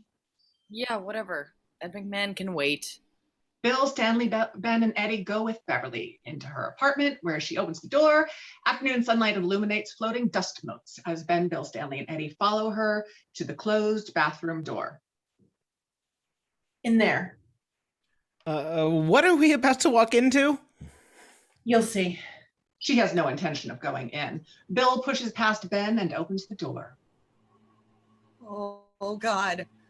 Oh God. The blood still there, faded into maroon clouds on the mirror and wallpaper. Eddie reels back into the hallway with Beverly. She looks from Ben to Bill. You see it. Bill nods. What happened? Beverly is so relieved she almost cries. The sink.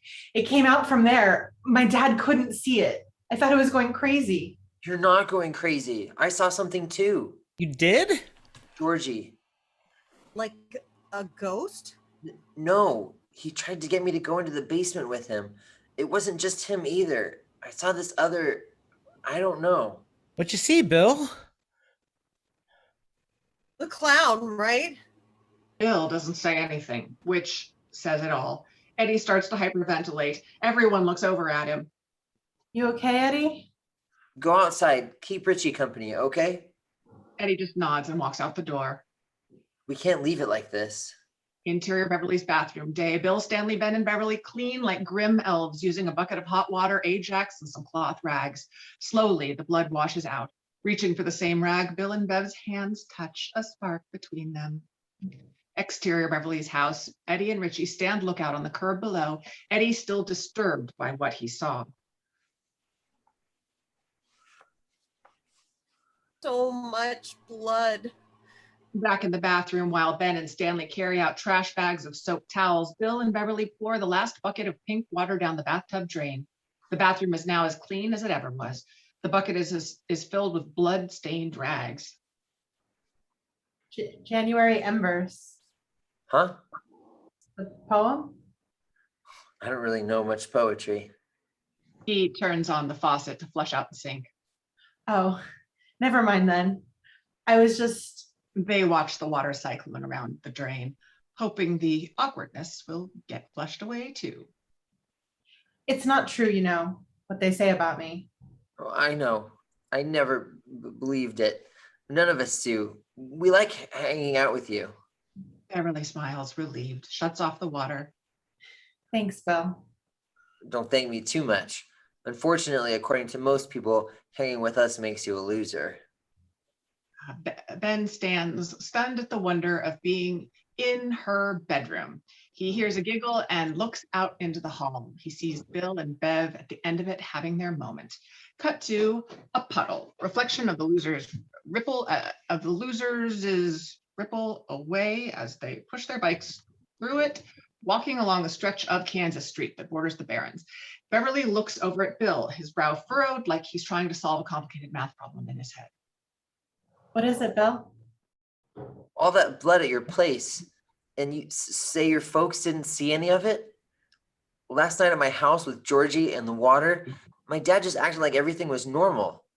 I think if you're a grown-up... They can't see it. Can't see what? It. That's why the cops won't help. Our parents, teachers... They stop because up ahead they see Victor's Trans Am parked at the side of the road.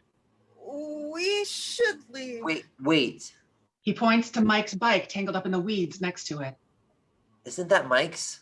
We have to help him. We do? If we don't, who will? That could be any one of us. Cut to a pile of fresh ground meat, raw, bloody. A fly buzzes around it like jackpot. Eat it. Belch and Victor continue laughing as Travis's work boot pushes Mike's head closer to the meat in the dirt.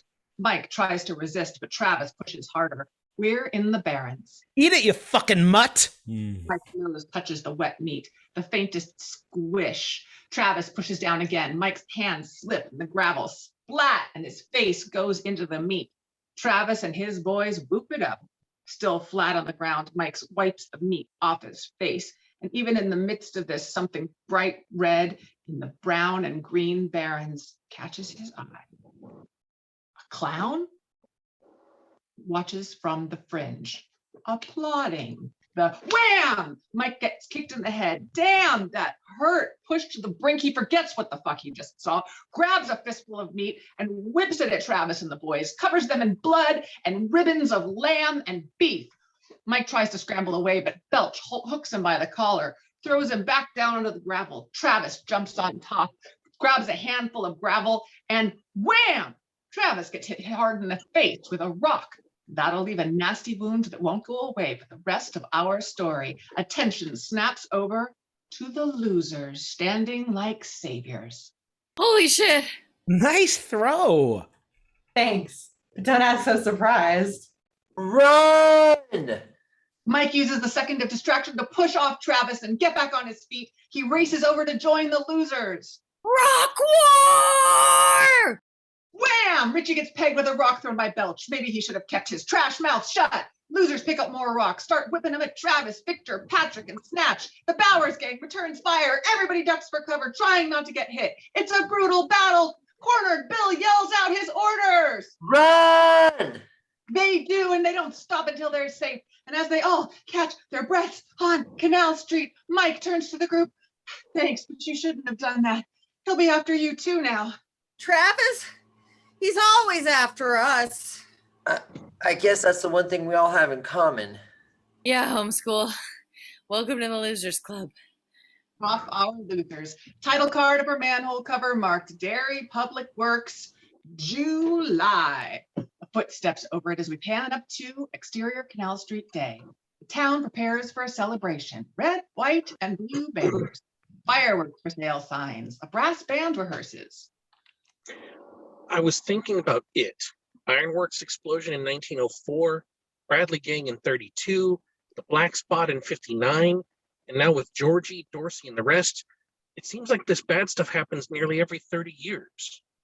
We find the losers in Monument Square on a bench by the Paul Bunyan statue. So what? This town is cursed? That's what my grandfather thinks. All eyes on Mike. Do you know what a haunt is?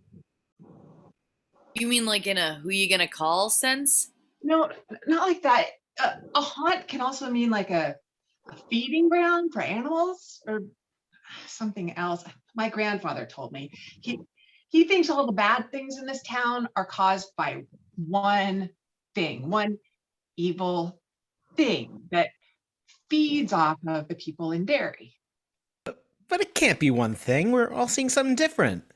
Yeah, I think it's because it uses our worst fears to scare us. I guess that's why I'm seeing Georgie. I saw walking infection. What'd you see, Mike? Anything? Hands. Lots of hands like melted together by fire. Oh my god. That sounds awesome. Well, what are you afraid of? Clowns. Interior Bill's bedroom, night. Bill can't sleep. He lays in bed, eyes wet with tears as he stares at the lone walkie-talkie on his shelf. Can't bear to look at it any longer. He rolls over on his other side, which is why he doesn't see the walkie-talkie's power light blink green. And a moment holds the floor. Static. Bill sits up and looks over at the walkie. Its talk light blinks on, off, on. He reaches for it when... Bill? Bill? Georgie? He grabs the walkie. Help me, Bill. I'm scared. Where are you? It's dark, but it's like a tunnel upside down. A burst of static, loud before silence. Bill, eyes red, tears hot. Georgie? Georgie! Bedroom door opens. It's Zach, backlit by the dim light in the hallway as he says, Bill? What's going on in here? Why aren't you asleep? clutching the walkie. Bill looks up at his father. So much to say, but would he listen? Would he believe? Bill decides. It's nothing. Sorry. Go back to sleep. He shuts the door. Shadows return. Darkness, and then cut to bright white light illuminates the sewer map taped to the back wall of Denborough Garage. The light is from an old carousel slide projector that Bill has positioned on a couple of stacked boxes. The losers huddle around it like a campfire. Did you bring the map? Ben pulls a slide out of his pocket and hands it over to Bill. Hands it over. Bill inserts it into the tray of the tray of the projector. He clicks the advance button and the carousel tray rotates. The old map of Derry is overlaid with the sewer map. Look, there's the ironworks. There's the black spot. Everywhere it happened is all connected by the sewers, and they all meet up at the well house. It's in the house on, we're going to go with Neibolt Street. Eddie takes a puff off his inhaler. You mean that creepy ass house where all the junkies and hobos like to sleep? I hate that place. It always feels like it's watching you. That's where it lives. Eddie goes over to the sewer map and rips it off the wall. Can we stop talking about this? This is summer. We're kids. We're supposed to be. I agree with Eds. No, put the map back. The projector tray rotates. So it's back to being a white square of light shining on Eddie. No more map of Derry. What happened? It rotates again and again. Mike tries to stop it. Suddenly, old vacation slides from Acadia National Park appear. The Denborough family in happier times when Georgie was still alive. They're hiking. There they are swimming. There Georgie is at the edge of the lake. There he is again and again. Same photo. Again. Wait a minute. The carousel continues to spin. That same slide, but now it looks like Georgie is moving bit by bit, and the entire scene is becoming animated. Ripples in the lake, Georgie turning to the camera, an expression of pure fear on his face. Georgie? What the fuck?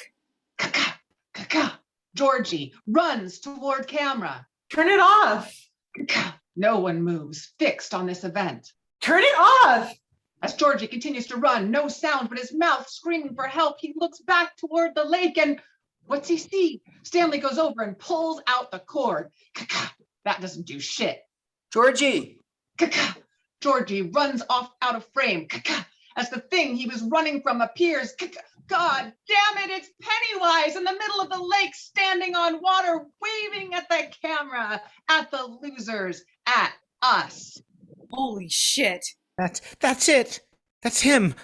Carousel spins faster and faster, which makes Pennywise's wave smoother and smoother until in the span of a click, Pennywise appears right up against the camera. The losers scream.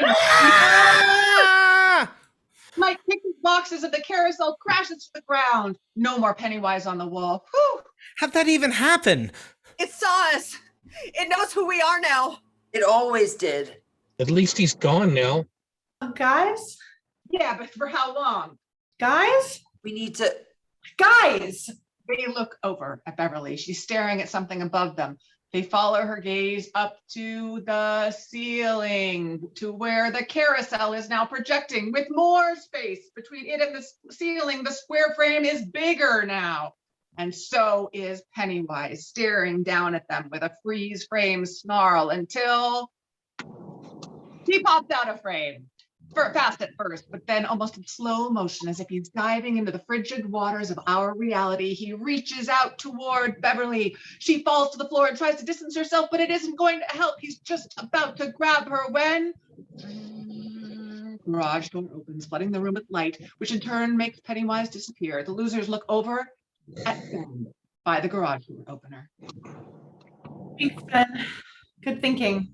He walks over to her, helps Beverly get back on her feet. Stanley looks over at Richie, his face pale, his mouth open, his mind blown, his fear palpable. No jokes this time, Rich? Richie shakes his head, doesn't have anything to say for the first time in his life. Uneasy silence broken by... Okay, so let's go. Go? Where? Neibolt, that's where Georgie is. We have to go. After that? No way. Yeah, I'm with Stanley. Fine, then don't. Wait, Bill! But Bill doesn't wait. Bill hops onto his bike. That thing took my brother. I'm going. He takes off. Exterior 29 Nybalt Street. Later, Bill hops off his bike and stares at the house, a little less brave now that he's there. As he walks, He thrusts his fists against the post and still insists. a lone bird squawks across the sky somewhere overhead, startles him. He stops, regards the house. Not sure he can do this. Bill, He looks over, sees Beverly and the rest of the losers ride into view. They skid to a stop beside him. you can't go in there. This is crazy. Someone could get hurt. Eddie puffs his inhaler, his eyes locked on the porch, where he saw Pennywise earlier. I already said you don't have to come in with me. But what happens when another Georgie goes missing? Or another Dorsey? Or one of us? Are you just going to pretend it isn't happening like everyone else in this town? Because I can't. Even if I wanted to, I can't. I go home and all I see is that Georgie isn't there. His clothes, his toys, his stupid stuffed animals, but Georgie, he isn't. So walking into that house, for me, it's easier than walking into my own. He trudges up to 29 Nybalt. His speech settles in. Wow. What? He didn't even stutter once. Richie follows him. Soon they all do. Exterior Nybalt house front porch moments later. At the windows, the losers cup their hands around their faces, trying to get a sense of what awaits them inside, but I can't see shit. Bill steps back and over to the front door, reaches out for the knob as a breeze blows, an unnatural one, and the door unlatches. He looks back at the others. They're all staring at the door, wondering what's beyond. Freaked out, Eddie takes another puff off his inhaler. Richie grabs it from behind, grabs it from him, and does the same. He coughs. Gross. Tastes like battery acid. Eddie snatches it back. As Bill's about to push open the door, Mike says, "Wait." They look at him. Mike steps off the porch and picks up a brown wrought iron fence rod, holds it like a weapon. Good idea. They all scatter and search in the yard, a brick and sharp-ended stick, whatever they can find. Richie picks up an empty beer bottle and smashes it against a rock, just like they do in the movies. It's harder than it looks. And when he finally manages to break it, it just shatters into a million useless little pieces. He looks to Mike. I'll just stand behind you. Moments later, the losers reunite on the front porch. Nod to Bill. Okay, now or never. Bill pushes the front door open and takes us inside. Interior Nybalt house living room, continuous. Condoms, candy wrappers, and cigarette butts litter the floor. Old magazines and newspapers stacked so high, it's like they're holding up the second floor. And graffiti, it's everywhere. Screw dairy, just say yes. Class of who the fuck cares? Everything about this place feels like a nest made by junkies and serial killers. Shredded carpet, broken furniture. The losers take it all in. This place stinks. I can smell it. I can smell it too. Don't breathe through your mouth, Why? because then you're eating it. He picks up a water-stained magazine. It's Famous Monsters of Filmland. On the cover, a werewolf. Beverly sees an old lantern on one of the shelves right next to a dismembered doll. She tries turning it on. It flickers to fluorescent life. If there's a well here, it'd have to be in the basement, right? Does this place even have a basement? I hope not. Let's find out. He moves toward the kitchen, but from upstairs, Hello? Is someone here? eyes shoot up to the ceiling above them. Ben looks over at Bill and wonders softly. Georgie? Bill shakes his head. No. Hello? Over to the foot of the stairs. Down here. We're down here. We slowly push up the steps, leaving the losers behind as we drift down the upstairs hallway. Rotted water-stained wallpaper with elves on it peels like dead skin from scummy walls, ripped orange carpet. As we approach the far corner, we begin to hear from just around the other side a low frequency buzz. It's unsettling and growing louder as we get closer. And from around the corner, Help me, please. footsteps up the stairs. Wait, Bev. We spin around and see Beverly standing at the top of the steps. The other losers cram themselves around her. We need to be cautious. Hello? They move down the hall. Floorboards creak and groan under them as they each take steps, as if any moment the floor might give way, which it will, but not yet. The losers look into the biohazard bedrooms as they pass, nearing the corner at the end of the hall. Mike says, "You guys hear that?" They listen to that slight zzz, and they make the turn, and oh, it's another hallway. A nearby corroding plug, the source of the buzz. The losers continue on, fixated on that door at the end of the hallway. But behind them, squeak, squeak, squeak, they turn. Shit. Pennywise, paddling an old rusted tricycle, its front wheel bends. Squeak, squeak, squeak. He stops right by the plug. Losers press themselves up against the wall, each grab hold of the other standing next to them. Shit, oh shit, oh shit! He buries his face into Richie's shoulder. He can't look. Where's Georgie? Who's George? Oh, sorry. Who's Georgie? He laughs. He eyes the children, counting. Boy meat, boy meat, boy meat, boy meat, boy meat, boy meat. Girl meat. Yes, sweet, salty, blood gorge girl meat. He inches forward, breathing in deep. Use your thin blue veins like straws, little ears like spoons. That plug sparks. Pennywise looks over at it. Ahem. Armpits and cowlicks, freckles and dimples, peachy fuzz, scabbed knees, squeals and screams. Spark buzzes. Pennywise presses on, ignoring it. They all reek, so go. Pennywise stops, considers the plug. He pulls out the tiniest screwdriver ever from his coat, kneels and tightens the plug screws. But the buzzing continues, and then, light bulb, a better idea. From his sleeve, Pennywise yanks out a bigger screwdriver, like ridiculously big, like it was bought at Acme. And this he jams into the socket. Electricity surges through Pennywise. His collar smokes, hair catches fire. He laughs maniacally. An explosion of sparks, revealing Pennywise has transformed into a gruesome creature. His bulging eyes big, his toothy demonic grin even bigger. He lunges for the kids. They scream and scatter. As they run, the floor gives out behind them. Below is just a pit of blackness. It divides the group from Eddie. Teetering on the edge, he turns, about to fall in, but a hand reaches out and grabs him, pulls him upright. Eddie is relieved until he looks down at the hand holding him, oozing with open sores, and we pan up to reveal it's the hand of... Hi, Eds. Eddie faints, falls through the hole. We go with him, landing hard somewhere in the blackness. His arm snaps. He screams.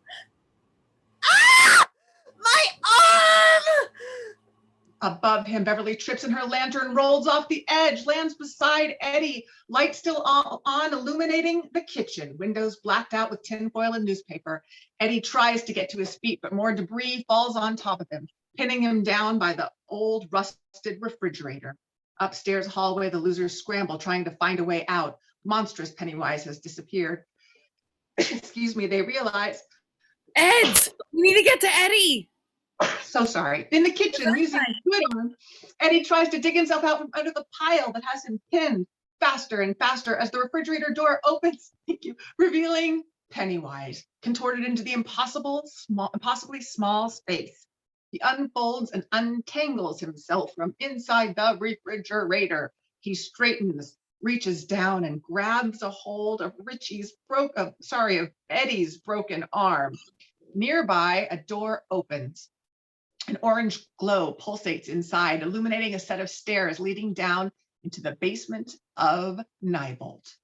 Nothing good happens down there. Time to float. Pennywise drags Eddie toward the basement door. Eddie screams. Behind them, the losers appear in the kitchen, united. They grab hold of Eddie, trying to pull him back from Pennywise. Pennywise opens his mouth, snarling. Richie grabs Eddie's inhaler from his holster, Try some battery acid, asshole. puffs the inhaler in Pennywise's face. The clown screeches like it's burning through his skin. He lets go of Eddie, allowing the losers to pull Eddie away as Mike throws the fence post at Pennywise, spikes him in the chest. The losers haul ass back to the living room. Go, run! Exterior 29 Neibolt Street, day. Richie's pulled out as the kids stumble through the sunflowers to their bikes. Away from Neibolt, the whole house seems to laugh at them from behind. As Eddie balances himself on Ben's bike, Ben looks over, sees Beverly wrapping her arms around Bill as they ride away together. Exterior, Eddie's house later. Mrs. Kasprack shoves Eddie into the back seat, hysterical.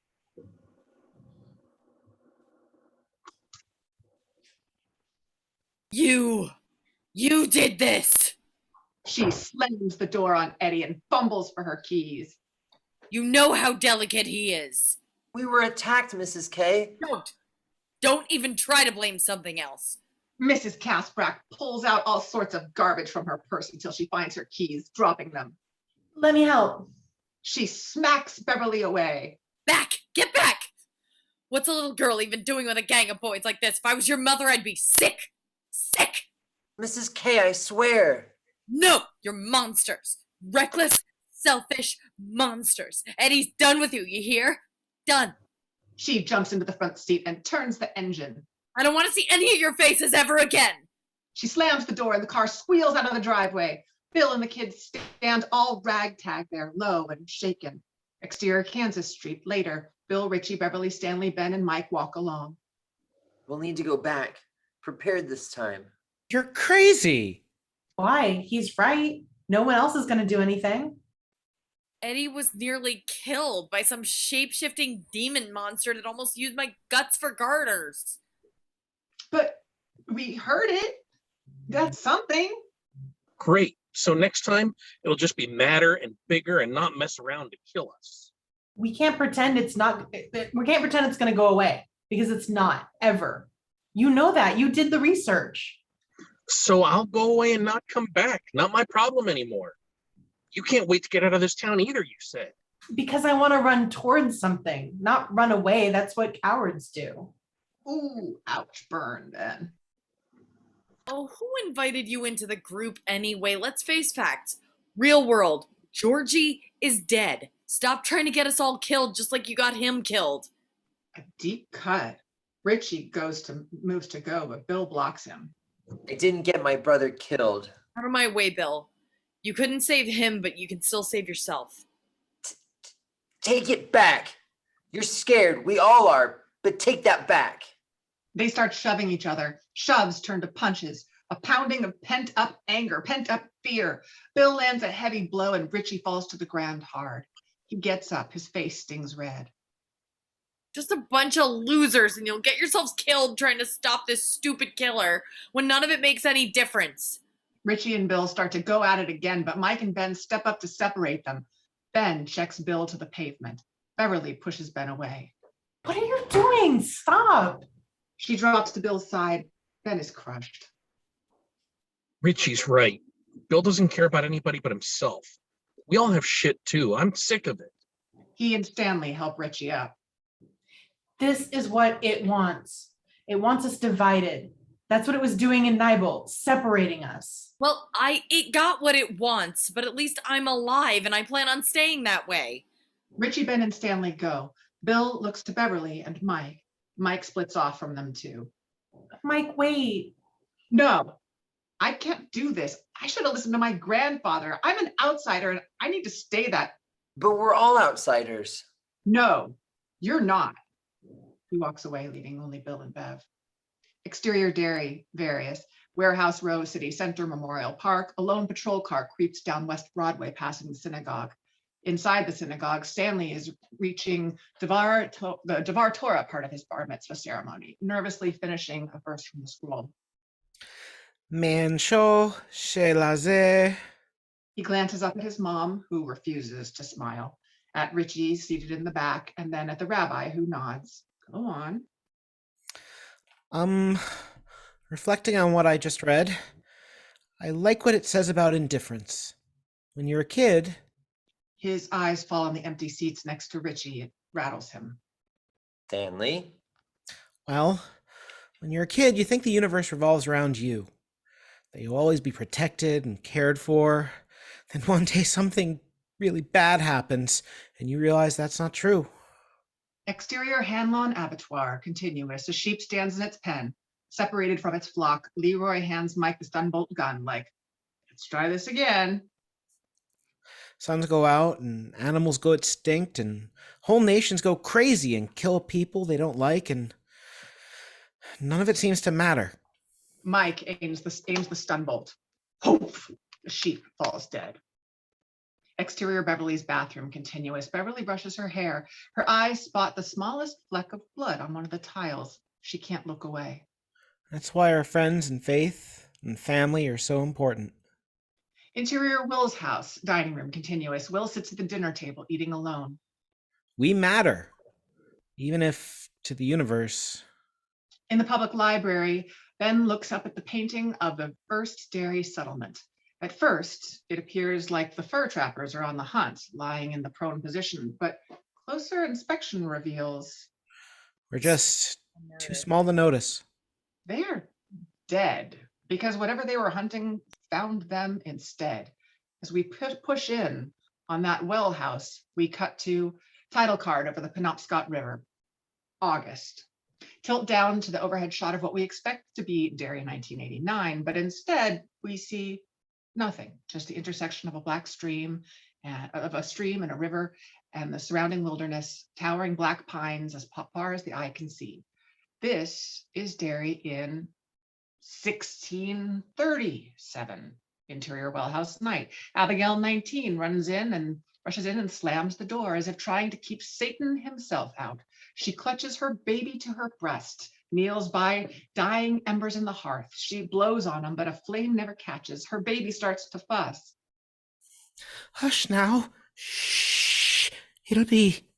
She stops, realizes that the small candle chandelier slowly spins above her as if some unnatural force has caused its light to rotate around the room like tiny primitive searchlights. She hears something slithering in the gray shadows by the well. Occasionally we catch glimpses of a black silhouette shifting its shape as if trying to decide on a form. Please, devil, leave us be. Shape shifts again. A beam of light passes, revealing Pennywise, naked, live, flesh pale and translucent, a half-formed imitation of a human, opens his maw full of large razor-sharp teeth dripping with saliva. As the tin can spins clockwise, Pennywise moves counter around the room. Each time the light hits his face, it's different. A man, a woman, a beast, a monster. Tim Curry. What? You mistake me, woman. No mere devil. I am the eater of worlds. His voice is guttural, unnatural. But my child, not my child. He is innocent. So you say? The baby screams. Pennywise smiles. Beautiful. Fear. I pray thee, take me. Abigail shuffles back. I will, and then him, and thy husband, and the rest of thy children, and all the savages who brought you here. And when you all rot in the earth, I will pick thy bones dry until no meat is left to pick. And then I will seek out thy bones and consume thy souls until nothing is left but the weeds. Or you will occupy yourself otherwise and not interfere. I will take her and you will leave, and those of thy other children in whom I take no interest. And you will thank me. Fever and frost did not damn you to the soil. Abigail looks down at her baby again. She's shaking, doesn't want to let go. Behind her, the door opens. A little boy, 6, asks, Mama? No! Out! Now! Frightened by his mother, the boy runs. Abigail turns back to Pennywise. Wherever he may be now in the room, the light seems somehow to spin faster now. She kisses her baby and sets it down. It bawls. I'm sorry. I'm so sorry. She turns away from the baby, faces those dying embers.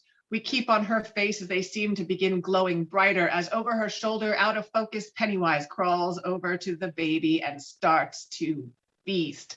Sharp cry from the baby cut off as we hear a crunch.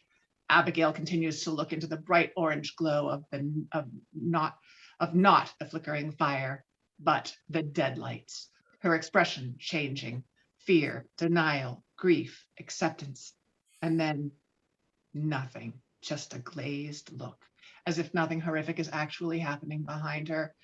Exterior Travis Bowers' backyard day. Blam! Of a gun. A bottle of Southern Comfort sits on a log. Travis shoots at it with his dad's police issue 45. Victor and Snatch look on, giggling. He finally tags it, the bottle shattering into 1,000 pieces. They all whoop and holler. Can I try it? He reaches for the gun. Bowers pushes him back. Sure. Go put the next target out there. Travis points to the cat that's lounging there in the grass. No. You're fooling, right? Do I look like I'm fooling? Snatch grabs the kitty and runs out to the stump. He wipes away the glass and sets the cat down. It starts to meow and try to get away. Just hold it. Bauer lines up a shot, sight of the barrel on the cat, finger pressing the trigger. Wait! What the hell is this? Officer Bowers steps from his police cruiser in the driveway, his face as red as fire. Nothing, Pa. Just cleaning your gun like you asked. Cleaning my gun, huh? He stalks up and grabs the gun from Travis, smells it. Whack! He smacks Travis hard in the face, knocking the big boy out into the grass. Butch turns the gun on Travis at his feet. You're not worth the salt, you lick boy. I don't know how God spanked life into you. Pom! Blam! His dad shoots the ground around Travis's feet. Travis squeals like a girl. Blam! Blam! Large wet stain spreads around his crotch. Butch Bowers raises his pistol as if he's about to whip Travis, who falls to the ground. Butch shakes his head. Look at him now, boys. Nothing like little fear to make a paper man crumble. Clean your drawers before you come inside. He spits out his disgust and stalks inside. Bells ring. Interior Keen's Pharmacy day. Above the door as Eddie enters, his arm still in a cast. He sees Greta at the cash register reading a 17 magazine. She watches him, amused because she's bored. Here for the refills, Eddie? Eddie nods. Mr. Keen sighs and disappears in the back. Once they're alone, No friends, huh? Eddie looks around. She's talking to me. Your cast. No signatures or anything. So sad. Eddie looks down at his cast. White, plain, and yeah, sad. I didn't want to get it dirty. Greta leans on the counter, casts a quick look over to the back counter where her father could appear at any minute. You know it's all bullshit. What is? Your medication. They're placebos. What does placebo mean? Greta shakes her head. This kid just doesn't get it. Placebo means bullshit. Just what I said. Okay, here we are, Mr. Kasprek. Eddie looks over as Mr. Keen comes back with his medication. Ring, ring. Interior Beverly's apartment bedroom continuous. Ring. Beverly picks up the phone. Hello? Hey, it's me. Beverly smiles, but still. You know not to call me here. What happened to our signal? Intercut with Bill's bedroom continuous. Bill stands at his desk. Below him, through the floorboards, we can just make out his parents arguing. You answered before I could hang up. You okay? I'm fine. You hear any from anyone? No, you? Bill doesn't answer, doesn't need to. Feels like doing something? I don't like you being alone. I don't like you being alone either. As they talk, we drift out the bedroom and down the hallway and into the kitchen to find Mr. March listening on the other line. Usual spot, 10 minutes? See you then. He hangs up. Exterior Travis Bowers' backyard continuous. Travis does everything he can not to cry. You okay, Travis? An odd wind stirs through the grass there, a yellow menacing gathering of clouds overhead.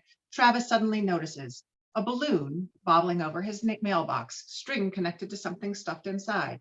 Travis pushes past his two cronies and goes over to the mailbox. Inside, he pulls out the Rambo knife, the one he lost at the beginning. A murderous look screws onto Travis's face as he turns his attention to the house and his dad inside. Travis snaps the string and stares and starts toward the front door with the knife. The balloon rises up. Interior Beverly's apartment bedroom continuous. Beverly stands in front of the mirror, buttoning up her shirt, freezes when she sees behind her creak of her bedroom door as it opens. In the reflection, she can see her father standing at the threshold. Hi, Daddy. You're looking prettied up, Bevy. I'm not prettied up, Daddy. I wear this almost every day. Well, who was that you was talking to just now? A friend? Mr. Marsh enters the room. Is that the boy you've been running around with? He's just a friend. Mr. Marsh sits on the edge of her bed. Well, come over here. Give your daddy a minute. She reluctantly goes over, gives him a kiss. He snatches her wrist as she pulls away. You know, I worry about you, Bevy. I worry a lot. She tries to go, but he holds on to her wrist. People in town got to saying some things to me about you. Sneaking around all summer long with a pack of boys. Only girl to the pack? You're just friends, Daddy, I swear. I know what's in them boys' minds when they look at you, Bevy. All too well. He squeezes harder. It begins to hurt. Daddy, my hand. Your ma says you're a woman now. What's that mean? You been doing womanly things down in the woods with those boys? He jerks her closer to him, proprietary. Nothing. Please, Daddy, you don't have to worry, I promise. No? What's this? He pulls out Ben's postcard. It's nothing. It's just a poem. A poem? Oh, you squirreled it away in your undies drawer. Why would you want to hide it there, Bevy? He looks at her legs. Slip down them shorts. What? I need you to prove to me you're still mine. Beverly tries to resist. No. Come here. No, Daddy. Bev wrestles away, falling back and smacking her head on the floor. She starts crabbing away on her back down the hall. Her dad lunges on top of her. Them little boys, Bevy, do they know you're my... Oh! Bev knees him in the balls. Her father lets go, crumpling down. She kicks him in the face as hard as she can, his head flying back into the side of the door. Beverly tries to race out the door, but he snatches her ankle and she trips into the hallway. By the time she's up, he's already charging after her. She stumbles back into the bathroom and shuts the door, trying to lock herself inside. He kicks the door open before the lock catches. Without thinking, Beverly grabs the toilet top and smashes it in her dad's crown. He slumps down unconscious. Suddenly, from the faucet, from the shower, between the cracks in the tile, blood gushes everywhere. Beverly runs back into the hallway. Pennywise stands there, balloons in hand. Beverly realizes she has nowhere to go. Pennywise releases the balloons. They float up and pop, pop, pop as they hit the ceiling, blood bursting out of them. Interior Travis Bowers' house, day. The front door creaks open. Victor and Snatch poking their heads in. Travis? Mr. Bowers? Nothing. They see a streak of blood on the floor that leads to the kitchen, and Butch Bowers on the linoleum floor in a red pool, stabbed dozens of times. Holy fuck. The cat slips in and starts licking up the blood. Travis, dude, you okay? Continues on into the living room where he finds Travis sitting in Butch's favorite knockoff Lazy Boy in front of the TV, which is turned on to the Pennywise the Clown show. He holds the knife slicked in blood, his eyes glazed. He turns and looks at Snatch and Victor in the doorway. It's my knife now. Exterior Dairy Standpipe, day. On his bike, Bill makes endless figure eights. He keeps looking in the same direction, waiting for Beverly. He checks his watch, makes a decision. Interior apartment hallway, Beverly's apartment. Moments later, Bill sees the front door ajar. He pushes it open, revealing all the blood and Mr. Marsh knocked out on the floor. Beverly! Beverly! Searching. Inside Beverly's bedroom, right above her bed, scrawled in blood, "You'll die if you try." Bill races out of the room. Cut to the final fight, the side-scrolling arcade game, Richie plays, kicking and punching away his frustration as he progresses through the game. We're inside the arcade. Richie is at the final boss battle. Finally! Anyone want to watch me? Richie! Bill races over as the final boss fight begins. It got Beverly. Richie looks at Bill, a moment between them. I'll call Eddie and Stanley. You get Ben and Mike. We'll meet up at the standpipe. Thanks. Hey, what are friends for, right? Richie and Bill leave as we pan back to final fight to find Richie's player, Cody, getting the shit kicked out of him. Hope that isn't a sign of things to come. Probably is, though. Interior Casbrack house, Eddie's bedroom day. Eddie on the phone with Richie. Meet you there. He hangs up, stares at himself in the mirror. Can he do this? He can do this. About to go, but Mrs. Casbrack enters, licks her fingers clean of whatever she was eating earlier. Probably lots of things. And just where do you think you're going off to? Out with my friends. No, sweetie, you can't go. You're still getting over your sickness, remember? My sickness? What sickness, Ma? He goes over to the closet, pulls out the plastic bag he got at the pharmacy, dumps out all the untouched medication. Mrs. Casbrack, horrified at the sight. You know what these are? They're placebos. They're bullshit. No, they help you, Eddie. They help me. You were born so early. You were so delicate and fragile that I had to protect you. How can any of this protect me? Eddie stops and realizes. The only people looking out for me were my friends. You made me turn my back on them when I really needed them, but now they need me, so I'm going. He charges past her and down the stairs. She stands at the top, the bulk of her threatening to tumble down. Eddie! Eddie, you get back here! Don't do this to me, Eddie! But Eddie does. Eddie leaves. Exterior Monument Square later, the losers reunited, save for one. The serious nature of their task weighs on him.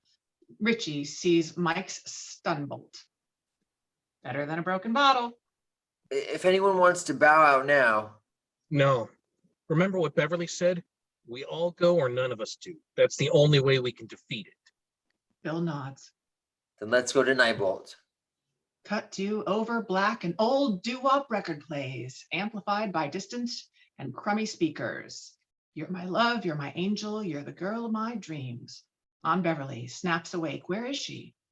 Looks like a dark tunnel made of rubble and rust. Song says, I'd like to thank you for waiting patiently. A noise. She turns. At the far end of the tunnel, a shadow of Mr. Marsh appears on the wall, nightmarishly exaggerated. The song sings, Daddy's home to stay. Beverly stands, fists clenched, ready to go round two with her father, but the record begins to slow down as the shadow morphs into a giant spider. Beverly scrambles the other way as the spider's shadow continues to grow. She chances a look back, and right when you think the spider is about to turn the corner, it's Pennywise instead, making shadow puppets with his hands. He stops and points behind Beverly. So scared is she. She spins and sees Pennywise right in her face. Beverly falls back right out of reach. She approaches, towering over her, sharp teeth bared as she cowers. But wait, he stops. Something's off, but what? Close on Beverly's hand, fingers curled around a rock. I'm not afraid of you. Whack! She smacks him across the face with the stone, knocks Pennywise aside, and takes off running. Pennywise rises up, filled with rage. Exterior Neibolt house moments later, the boys drop their bikes on the lawn. They stare at the house that looms before them. This is it. As they walk up to their probable deaths, they fail to notice Vic's Trans Am appear at the end of Neibolt, creeping along like a lion in the tall grass. Interior Victor's Trans Am continuous. Travis slows to a stop. Like lambs to a slaughter, wouldn't you say, fellas? Victor in the passenger seat and Belch in the back. They're both dead. Throats slit into gaping grins. Yeah, sure you would. Interior Neibold house living room. Moments later, front door opens, stirs the dimness and dust. They enter. Mike says, "Where do you think she'll be?" Basement. The well. That's where he was going to take Ed's, right? He looks over at Eddie, still at the threshold, rattled. As long as we don't let fear overtake us, we can do it. But we have to do it together. Eddie looks past Bill and into the house, then meets Bill's eyes, nods, then enters. Cut to, still running and scrambling, Beverly rounds a sharp corner and steps into what Uncle Stevie calls the macroverse. Uncle Stevie being Stephen King. I know it sounds expensive, but it isn't. Pictures of an endless field of black, like space or death. Beverly looks behind her. No way to turn back. Has to push forward. Interior Neibold house living room. Moments later, as the boys investigate further, the house wheezes with its creaks and groans like it's been disturbed from sleep. Bang, bang from the kitchen. Boys hurry in. Something bang, bang, bangs against the basement door from the other side. Bill rushes over. Wait! No! It could be her. He tries to open the door, but it's stuck in its frame. The others come over to help, and bang, it flies open. The boys fall back. A dozen red balloons float out from the basement and into the kitchen. Nothing beyond. It isn't her. It's him. Bill gets to his feet. Deep breath. Come on, stay close. He steps down into the void. Richie, Eddie, and Stanley follow right behind him. Stairs shake and wobble with each step. On Bill, as he steps off the stairs, splish, and finds himself stepping into inches of water because now he's inside the sewer. Intestinal, exaggerated, like they were constructed by a child's dark imagination. Bill looks back for the others, but they're gone, along with the basement steps. Guys? Hello? Interior basement continuous. Richie, Stanley, Eddie, Ben, and Mike step off into the basement, but no sign of Bill. He's vanished. Where's Bill? We were supposed to stick together. Bill? Interior sewer continuous. Bill searches for a way out, trying to remain calm, trying to remain brave, repeating over and over again. He thrusts his fist into the post and still insists he sees the Ghost. Bill looks up. He sees Pennywise smiling at Bill through a sewer grate. Blood drips from his teeth and down onto Bill. Bill swallows down his fear, stands his ground. Pennywise drools, deciding. Not yet seasoned, but I know a boy beat that is. He laughs and steps away. Off Bill's oh shit look, interior basement continuous. The boys search the shadows of the basement for Bill. Somehow it seems more sprawling than the house above them. Near Eddie, did I just hear that whisper? Eddie. Eddie turns. Where did that come from? Bill? He creeps further into the shadow, stops, senses something off. He looks down at his feet as the floor opens up underneath him. He drops into a small room, like we're inside a tumor. Walls made of scabs and scars, floors cobbled with warts and ulcers. Eddie groans. Oh, I think I'm gonna be sick. Behind him, the hobo appears and grabs him. I already am. Ah! Interior basement continuous. Ben turns, realizing. Where's Eddie? He was just here. It's separating us. We need to get help. They start to move toward the stairs, but Travis appears at the top. He starts to descend, blood-caked knife in hand. Bah! Bah! I don't know what a bah is here. Bah! Guys, it's never good when the guy with the knife starts making animal noises, especially when that person is Travis.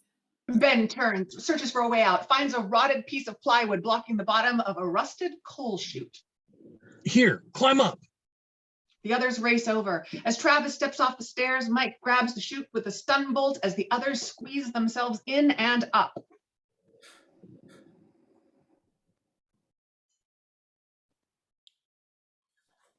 And Ben says, Mike, let's go. and Mike crawls in, but the others aren't out yet. Shit! Mike! Mike says, just go, find the others. I'll hold Travis off. Mike! And Mike, referring to the stun bolt, says, I came prepared, remember? Mike ducks back out of the chute, his face and faces his nemesis. Exterior, Stephen King's Macroverse, continuous. Beverly continues through the thick fog of suffocating blackness, sticks to her like cobwebs. She stops, sees a flickering campfire in the distance illuminating a decrepit 19th century circus wagon, the same we saw in the daguerreotype in the old ironworks in the library. Its peeling billboard promises Pennywise, the dancing clown. Tattered children's clothes, toys, and bones are scattered all around its small painted wooden wheels. From the well nearby, she hears, Hello? Anyone? Bill! She races over to the well, looks inside, and sees a glowing orange light. It's dim, but the longer we look, the brighter it gets. Beverly tries to back away, but clank, snap, clank, snap. Chains whip out and wrap around her, hold her there. She can't look away. Her face goes slack. Come float with us, Bevy. Interior sewer continuous. Bill runs through the sewers, desperate. Up ahead, he hears Eddie screaming. He races in the direction of Eddie's howls. Eddie! Stops at the Dairy Public Works maintenance door. Keep out. Bill looks through the small grated window to see the hobo wrangling Eddie, his hand of disease smothering Eddie's mouth as Eddie hyperventilates or tries to. Fight it, Eds! Fight it! Seeing Bill, Eddie's eyes go wide, like a surge of life just rushed through him. He relaxes, takes a moment, then chomp! Eddie bites into the gooey flesh of the hobo. Stunned, the hobo releases and Eddie scrambles to the door, but he slips on the muck and disgusting on his way over, gets up, finds the hobo blocking his way out. You look like you're coming down with something, Eds. Eddie balls up his hand into a fist and then smashes it right into the hobo's stomach. His fist travels through the blood and guts until it comes out the other side and grabs the knob, and Eddie opens the door as he pushes the hobo aside and runs into the sewer and collapses into Bill's arms. He spits out bits of flesh. I'm not scared anymore, Bill. I'm really, really grossed out, but I'm not scared. Interior basement continuous. Travis swipes at Mike with the knife. Mike dodges it, but slips and falls back. Stunbolt rolls away. I told you to stay the fuck out of my town, didn't I? He picks Mike up, throws him against the wall. Brick chunks fall, crashing through termite-infested wood, revealing the well. Interior coal chute continuous. Stanley, Richie, and Ben climb, flinching as they hear the bangs of the brawl between Mike and Travis. At the top of the chute, Stanley pushes open the access door, crawls out first, followed by Richie and Stanley. They stand, finding themselves in the Macroverse. What is this place? Ben spots something in the distance, the flickering flames of a campfire illuminating a circus wagon, and look, there's Beverly! Yes, Ben, it's her, kneeling by the well, that orange glow inside getting brighter, brighter. The boys race over to Beverly, try to shake her out of the trance, but it's no use. Beverly, hey, Bev, it's me, Ben from Soch, remember? What is she staring at? He's about to look inside, but Ben stops him. No, don't. Why? Because she looked and, well, look, we need to find something to get her out of these chains. Stanley looks over at the circus wagon. Maybe there's something in there. He races over, entering into the circus wagon. Dusty old carnival show lights flicker on inside, illuminating the creepy, decaying interior.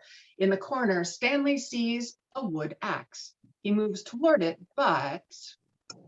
Come to float, Stanley. Stanley stops, terrified. Emerging from the shadows, it's Judith from the painting in the rabbi's office, naked, skin stained red with the blood of Holofernes, like she bathed in it. Stanley averts his eyes. Paint drips off her, streaking parts of her into abstract deformity, hinting at a gruesome layer underneath. Look at me, Stanley, like you do in your daddy's office.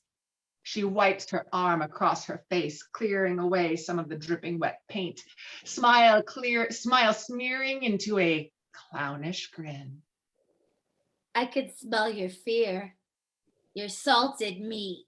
She lunges on top of Stanley. He falls, knocking his head hard on the floor, blacks out. Judith about to feed. As Richie rushes in, doesn't see Judith, just Stanley passed out on the floor. He goes over. Come on, Stanley. He can't help but look at his clownish surroundings, circus posters, creepy clown figurines, clown paintings. Not the best place for this, Stan. A tune begins. All around the mulberry bush, the monkey chased the weasel. The monkey thought it was all in good sport. Richie looks over, sees a jack-in-the-box, a familiar clown painted on the side. Its handle slowly turns and pop! Richie flinches. We all do, but nothing happens. In fact, the handle begins to turn again. The song starts over. Interior basement, continuous. Mike's on the floor, trying to get on his feet, but the pain and the fear starting to get the better of him. Oomph! Travis kicks him again while he's down. Exterior macroverse continuous. The orange glow reflected off Beverly's face is ever brighter, like it might start to burn her. Please, Bev. Interior sewers continuous. Bill leads Eddie as they run. This way, that way. Do you know where you're going? An intersection. Bill stops, unsure, until he sees at the end of one tunnel an orange glow dimming the darkness. This way. He runs toward the glow, getting brighter as they get closer. Interior circus wagon continuous. The monkey thought it was all in good sport. Pop goes the weasel. Nothing happens. Again, Richie tries to pull Stanley toward the door, but the dead weight so heavy. I don't want to have to leave you, Stan. Come on. Help. Exterior macroverse continuous. At the door of defeat, Ben hugs Bev, doesn't want to let her go through this alone. And in the first moment of passion in his life, Ben kisses her. Something inside of Beverly, the light of life maybe, flickers. Your hair is January embers. My heart burns there too. He squeezes her tighter until it's broken by Beverly, Ben. They look over as Bill and Richie run toward them. Interior circus wagon continuous. The monkey chased the weasel. The monkey thought it was all in good fun. It stops for an eternity, feels like. Richie lets go of Stanley. He might run and then Pennywise like Goes the witchy. Pennywise is mounted on a spring, leaps over Richie, ready to feed off his fear. Richie, too scared to move. But as Pennywise gets nose to nose with Richie, his face morphs from flesh to the plastic skin of a toy clown. Hands grab Richie. He turns, freaking out, but It's us, Rich. It's us. and as Stanley starts coming back to consciousness, exterior macroverse circus wagon continuous. Bill, Eddie, and Richie help him out of the wagon. Nearby, Ben tries to free Beverly from her chains. Help! I can't. Come on, hurry!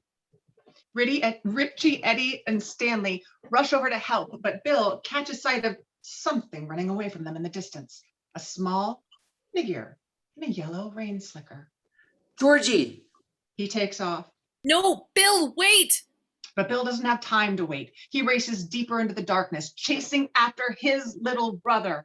Interior basement continuous. Mike is on his knees, wobbly.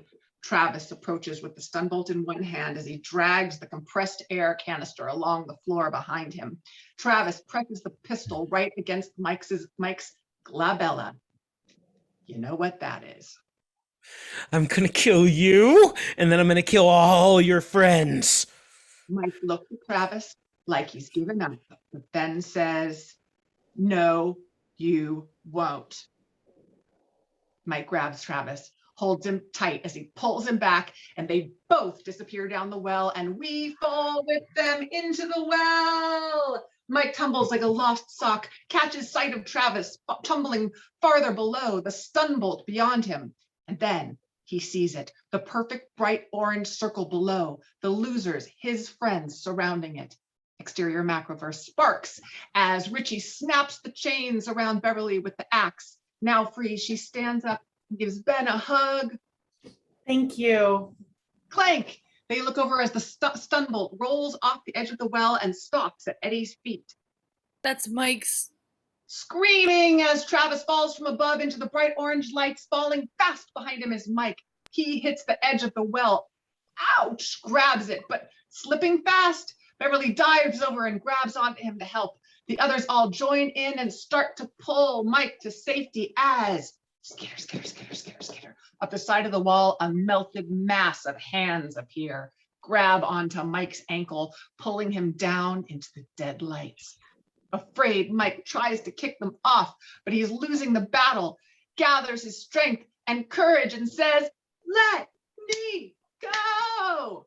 Punctuates each word with a kick, and with the final one, the hardest one, the hands fall away. Mike is free, and he's pulled to safety by his friends, and the safety is fleeting as the ground under their feet tremors like it's the start of something big. We have to find Bill. Exterior macroverse, the darkness continuous. Bill stops, looks this way. No, Georgie, that way. Georgie! He squints, sees something approach, coming at him fast. Is it? Is that Pennywise, like a freight train at full speed, charges into Bill and picks him up by his collar, shoves him against a wall that only has just now appeared behind him. Pennywise, Bill, face to freakish, fanged face. A face for Pennywise. Right fear, raw fright. A belly full of blood, dripping dread. How you smell tasty, Georgie, on my breath. Bill. I bit down on his windpipe as his last word was uttered. Billy, he whimpered. Billy, he wanted. Pennywise, he feared, and Pennywise I fed. I still pick his little boy meat from my teeth. Flecks of flesh hit Bill in the face as he says this. Now I grow hungry again. You're gonna stay hungry. We're not scared of you anymore. None of us are. We're going to make your worst fear come true. In the blackness, they hear the losers calling out for Bill. The tremors find their way to Bill and Pennywise. Confused, Pennywise looks down at the ground. What's happening? He looks back up at Bill. You're going to starve. On Pennywise, that word, starve. It lights a spark in his eyes we haven't seen before as it resonates in the ancestral cave of his mind like a chain reaction in a fireworks factory. Belief has turned against him, and probably for the first time in millenniums, it grips his heart, whatever that is. Pennywise drops Bill and retreats into the darkness. Cut to the other losers in the darkness, holding their torches high, searching for their leader. Bill! Bill! Up ahead, Over here. they run, shouting. Tremors turn to quakes. It's like the whole universe is about to collapse around them. Bill! There, up ahead, on his knees, Beverly helps him to his feet. Are you okay? Bill nods, even though he isn't. He took off. We need to find and kill it. It won't stop until we do. Bill grabs the stun bolt from Mike and heads off into the quaking darkness. The losers hunt Pennywise.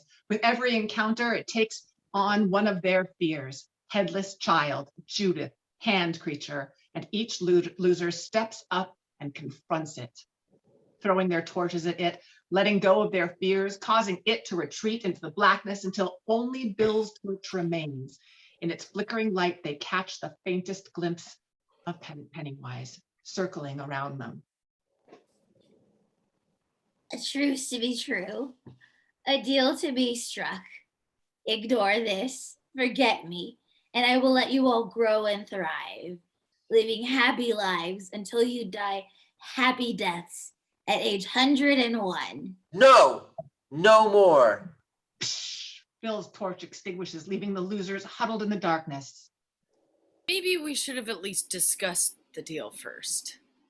Thin shafts of light appear, like the sun shining through a sewer grate, almost heavenly as they illuminate Georgie in his rain slicker, holding his paper boat. Let him go, Bill. He said I could come back if you let him go. Please, Bill. Bill hesitates. It's really me, Bill. It's Georgie. He kept me here. You can take me home. You can save me. Bill, unsure, so badly wants to believe. Bill. He turns and sees Beverly with the rest of the losers. He faces back to Georgie, Georgie holding out his arms to Bill. Hug me. I want you back more than anything else. Bill takes a step forward toward Georgie. He raises his arms, but not to hug him, but because he has in his hands the stun bolt. But you're not Georgie. Georgie turns to Pennywise, turns into Pennywise, razor teeth, ready to lunge. Blam! The stunbolt goes off, hits Pennywise right between the eyes. His face ripples like a rock hitting the surface of a lake, a concentrical nightmare with petals of horror that blossom and wither away. The history of Derry's fears flash and form before their eyes, 1,000 nightmares conjured by the imagination of Derry's lost and eaten children. It is a wreath of screaming hands. It is the rotting flesh of disease. It is the fangs of a predator. It is a crown of bloody thorns. It is the floral king at Georgie's memorial soaked in blood. It is a mouth that screams inside a mouth that screams inside a mouth that screams inside. It is until it transforms back into a slithering, shapeless mass and slinks its way back into the well. The losers chase, and as it disappears down to the bottom, we catch one last glimpse of Pennywise's face, and he looks afraid as the darkness brightened. It isn't. And the losers find themselves in the basement, the 7 of them together. In the corner of the basement, Bill spots a dirty, wet patch of yellow. He walks over and pulls at it, revealing Georgie's rain slicker. Bill falls to his knees and starts to cry. Months of pent-up anger and grief, he lets it all out. The other losers walk up and surround him, a circle of love and friendship. Exterior, the Baron's day. Bodies of children disgorged from the sewer pipe the losers found Georgie's shoe into a swollen stream. It's hard at first to distinguish who is who. Everyone is covered in mud. Among them, a body blinks and sits up. It's Travis. Title card, September. Exterior riverbank, dusk. A glass shard glistens in the dust. Sorry, I'm gonna read that sentence again. A glass shard glistens in the sun. A hand picks it up, Beverly's. She walks back to the group. Swear it, guys. Swear if it isn't dead, we'll all come back. She hands the shard to Bill, who slashes her palm with it. One by one, the others approach, Bill slashing everyone's palms, does his own last before they all clasp hands and lock eyes. The blood oath is sworn. Interior Bill's bedroom, day. Bill finishes up packing. Zach pops his head in. Almost ready, champ? Bill nods. You were right. Zach throws down a paper on Bill's bed. Travis and his dad, and under the caption, "Son admits murders," says, "My daddy made me do it." I'm proud of you, son. He goes. Bill looks at the ceiling, water stain now gone, still uneasy. Exterior Will's house, day. Bill packs up his suitcase and looks out for his friends, someone to send him off. No one. His mom closes the truck and kisses him on the forehead, still distant but trying. I know it's not Acadia, but maybe we can make new memories. Just us. It's cool, Ma. Interior Bill's Wagoneer moving day. They pull out and Bill looks ahead, now wishing he could stay with his friends. As they pass Witcham and Jackson, Bill glances out at the infamous storm drain. Then he notices behind him 1, 2, 3, 4, 5, 6 Huffy bikes swing out onto the road chasing him. Ben, Bev, Richie, Mike, Stanley, and Eddie all pedal like mad after him, waving goodbye. Bill waves goodbye and puts his hand against the glass as they drive away, the swarm of bikes trying to keep up behind until finally turning a corner. His friends are gone from sight. Exterior Derry sky over it day. As Bill's wagon drives off, we rise up, up, up over Bill's neighborhood, then high over Derry and the rivers and all the black pines as far as I can see, until we come to a floating red balloon. It pops. The end. Yeah. Woo! Yay! Yeah. I thought that was gonna be awesome, and then it was awesome. Yay, that was It fun. was awesome. Oh, good. Holy Very shit, good. Laura. That was awesome. Laura, you Great job. definitely Yeah, holy crap. It was a lot of reading. Way to make Well, that you made it. happen. You kept it scary and engaging. I know. Awesome. It's amazing. And Amy, fuck. Amy, damn. Yeah, Awesome. so Oh my pretty. god. Amazing. I had a lot of fun. This song is great. You were rad. I suddenly remembered when I saw that you were gonna be Pennywise. I was like, "Oh fuck yeah!" Because I remember my haunt days. The cute ones are the terrifying ones. Yeah, I'm a haunt actor. That's another thing that I do. Well, and you're adorable, and for whatever reason, in my experience, the adorable ones are the terrifying It's ones. scariest. Yeah. Hi, Daisy. Are you scary? Daisy's the scariest clown. All day. Scariest little swampy. But more importantly, we had little Ricky there fooled. I know, little Ricky. I'm not gonna let you go. You have to stay and be monkey tortured. Sure. Drive to the edge of the forest and pretend you're gonna let her go. Turn right around. Turn right around. I had a couple of kittens that are off screen now, but earlier they were playing with the balloon at the right time while I was reading, and I was My like, God. looking at my screen, this looks like what's happening, and it was just the kittens, and I looked down and I was like, oh my god. It's I just made kittens. a little video later. I'll Kittens post are it just in the another group. one of my forms, okay? Oh, I took a video and I was panned up to show the balloon, so I'll post that in the group. It's awesome. kittens. I'm not kidding. I'm like, girl, you need glamour shots in that whole getup. Yes. Look, It's a good look on you. Well, thank you for something that I just did half an hour after I got off work. Yeah. Great. Great So job. the hair, the makeup, the whole deal. It's fucking amazing. Oh, It was good. really cute. But yeah, the white face totally worked. I can't believe that's not actually white. That's just sunscreen. Yeah. I impressed. reviewed my suntan lotion, but I just patted it on and then put powder on top. It looks really good. It Awesome. looked, you could have told me it was Be careful when you wash your face because it's I don't want your eyes to. Oh, yeah. You know when you get suntan lotion in your eyes. That's never Ah! fun. Oh my! Great. Oh, Love you. Brent exit. Well, she did say goodbye though. Oh no, she did. Yes, it was just quick. Word. Hey, boy. Special props to my dogs who did not bark when I clapped for balloons popping, because I just was I'm just gonna do it, and then if they bark, and they did. And that was Well, Good doggies. You guys probably heard Riku breathing through the first half of it before pills kicked in. Fireworks are still happening hear. for some reason. oh God. I still had I fireworks don't know here. why. Yeah, Yeah. same. They never stopped. No. It's They another month. It starts 2 months before 4th of July, usually in London. So we'll No. see. Poor thing. Very patriotic.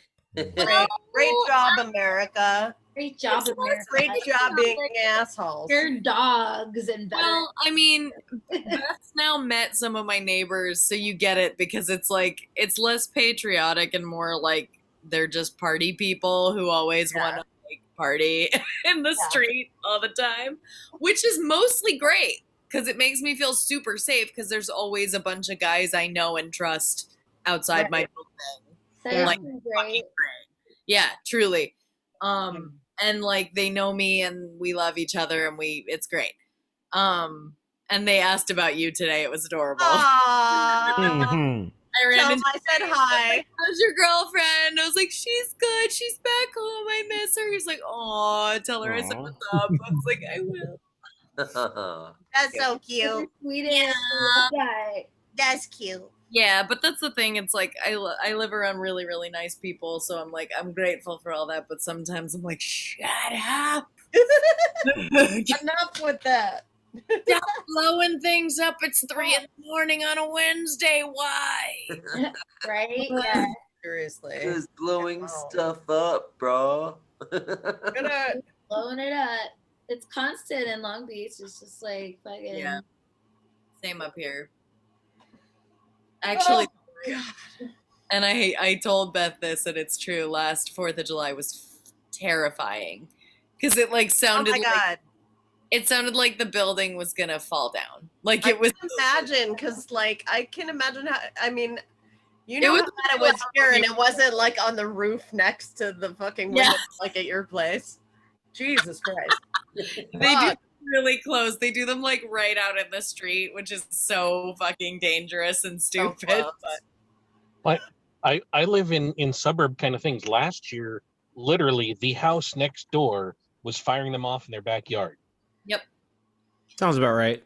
Yeah, it's my neighbors, and they're like outside. They're like out in the street outside my building. Are they legal where you live, Alex? It's Pasadena, so I don't think so. I feel like No, it's not nothing of that is legal anywhere in here. I don't think it's California. legal anywhere.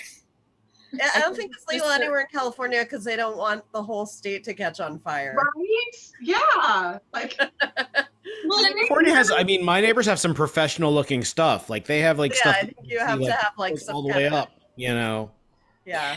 Toronto last week literally had record-setting heat. Like we've literally never had temperatures this high. Literally. And then people are setting off fireworks. Like, what the hell is wrong? Idiot. You know what I need in this disgusting heat? Gunpowder. It'll make the heat better. Fire. Yeah.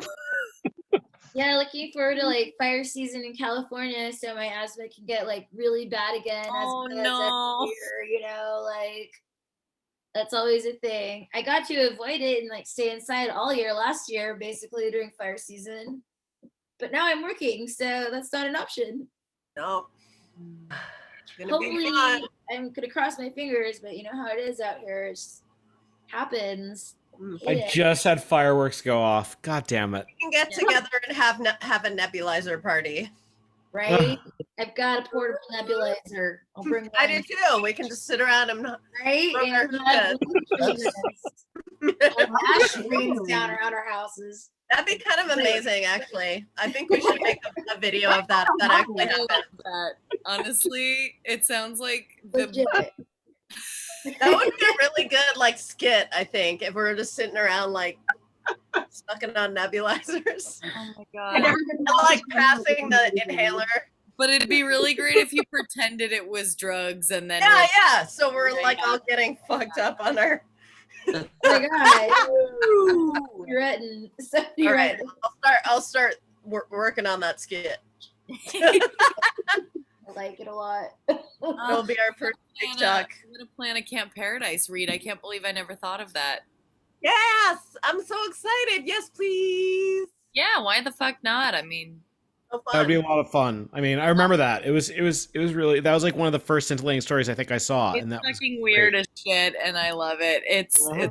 I wrote it. I co-wrote Oh. it with a friend of mine a few years ago, and it was for a podcast that was like a serial. So it was like every episode was self-contained, but they all were supposed to take place in this fictional town in Missouri called Christ the King. So the podcast was called Desperate Nightmares from Christ the King. Good. And it's fucking great. Yeah, and I did a bunch of episodes with him but I only co-wrote that one and I was very proud of it. It was fun. It's hilarious. And It's my so mom was good. in it. I'll have to read it. That sounds awesome. Your Yeah, mom dude. was in it? My mom was in it when we did the podcast, yeah. Oh Oh my God, who was your mom? My mom was Liberty.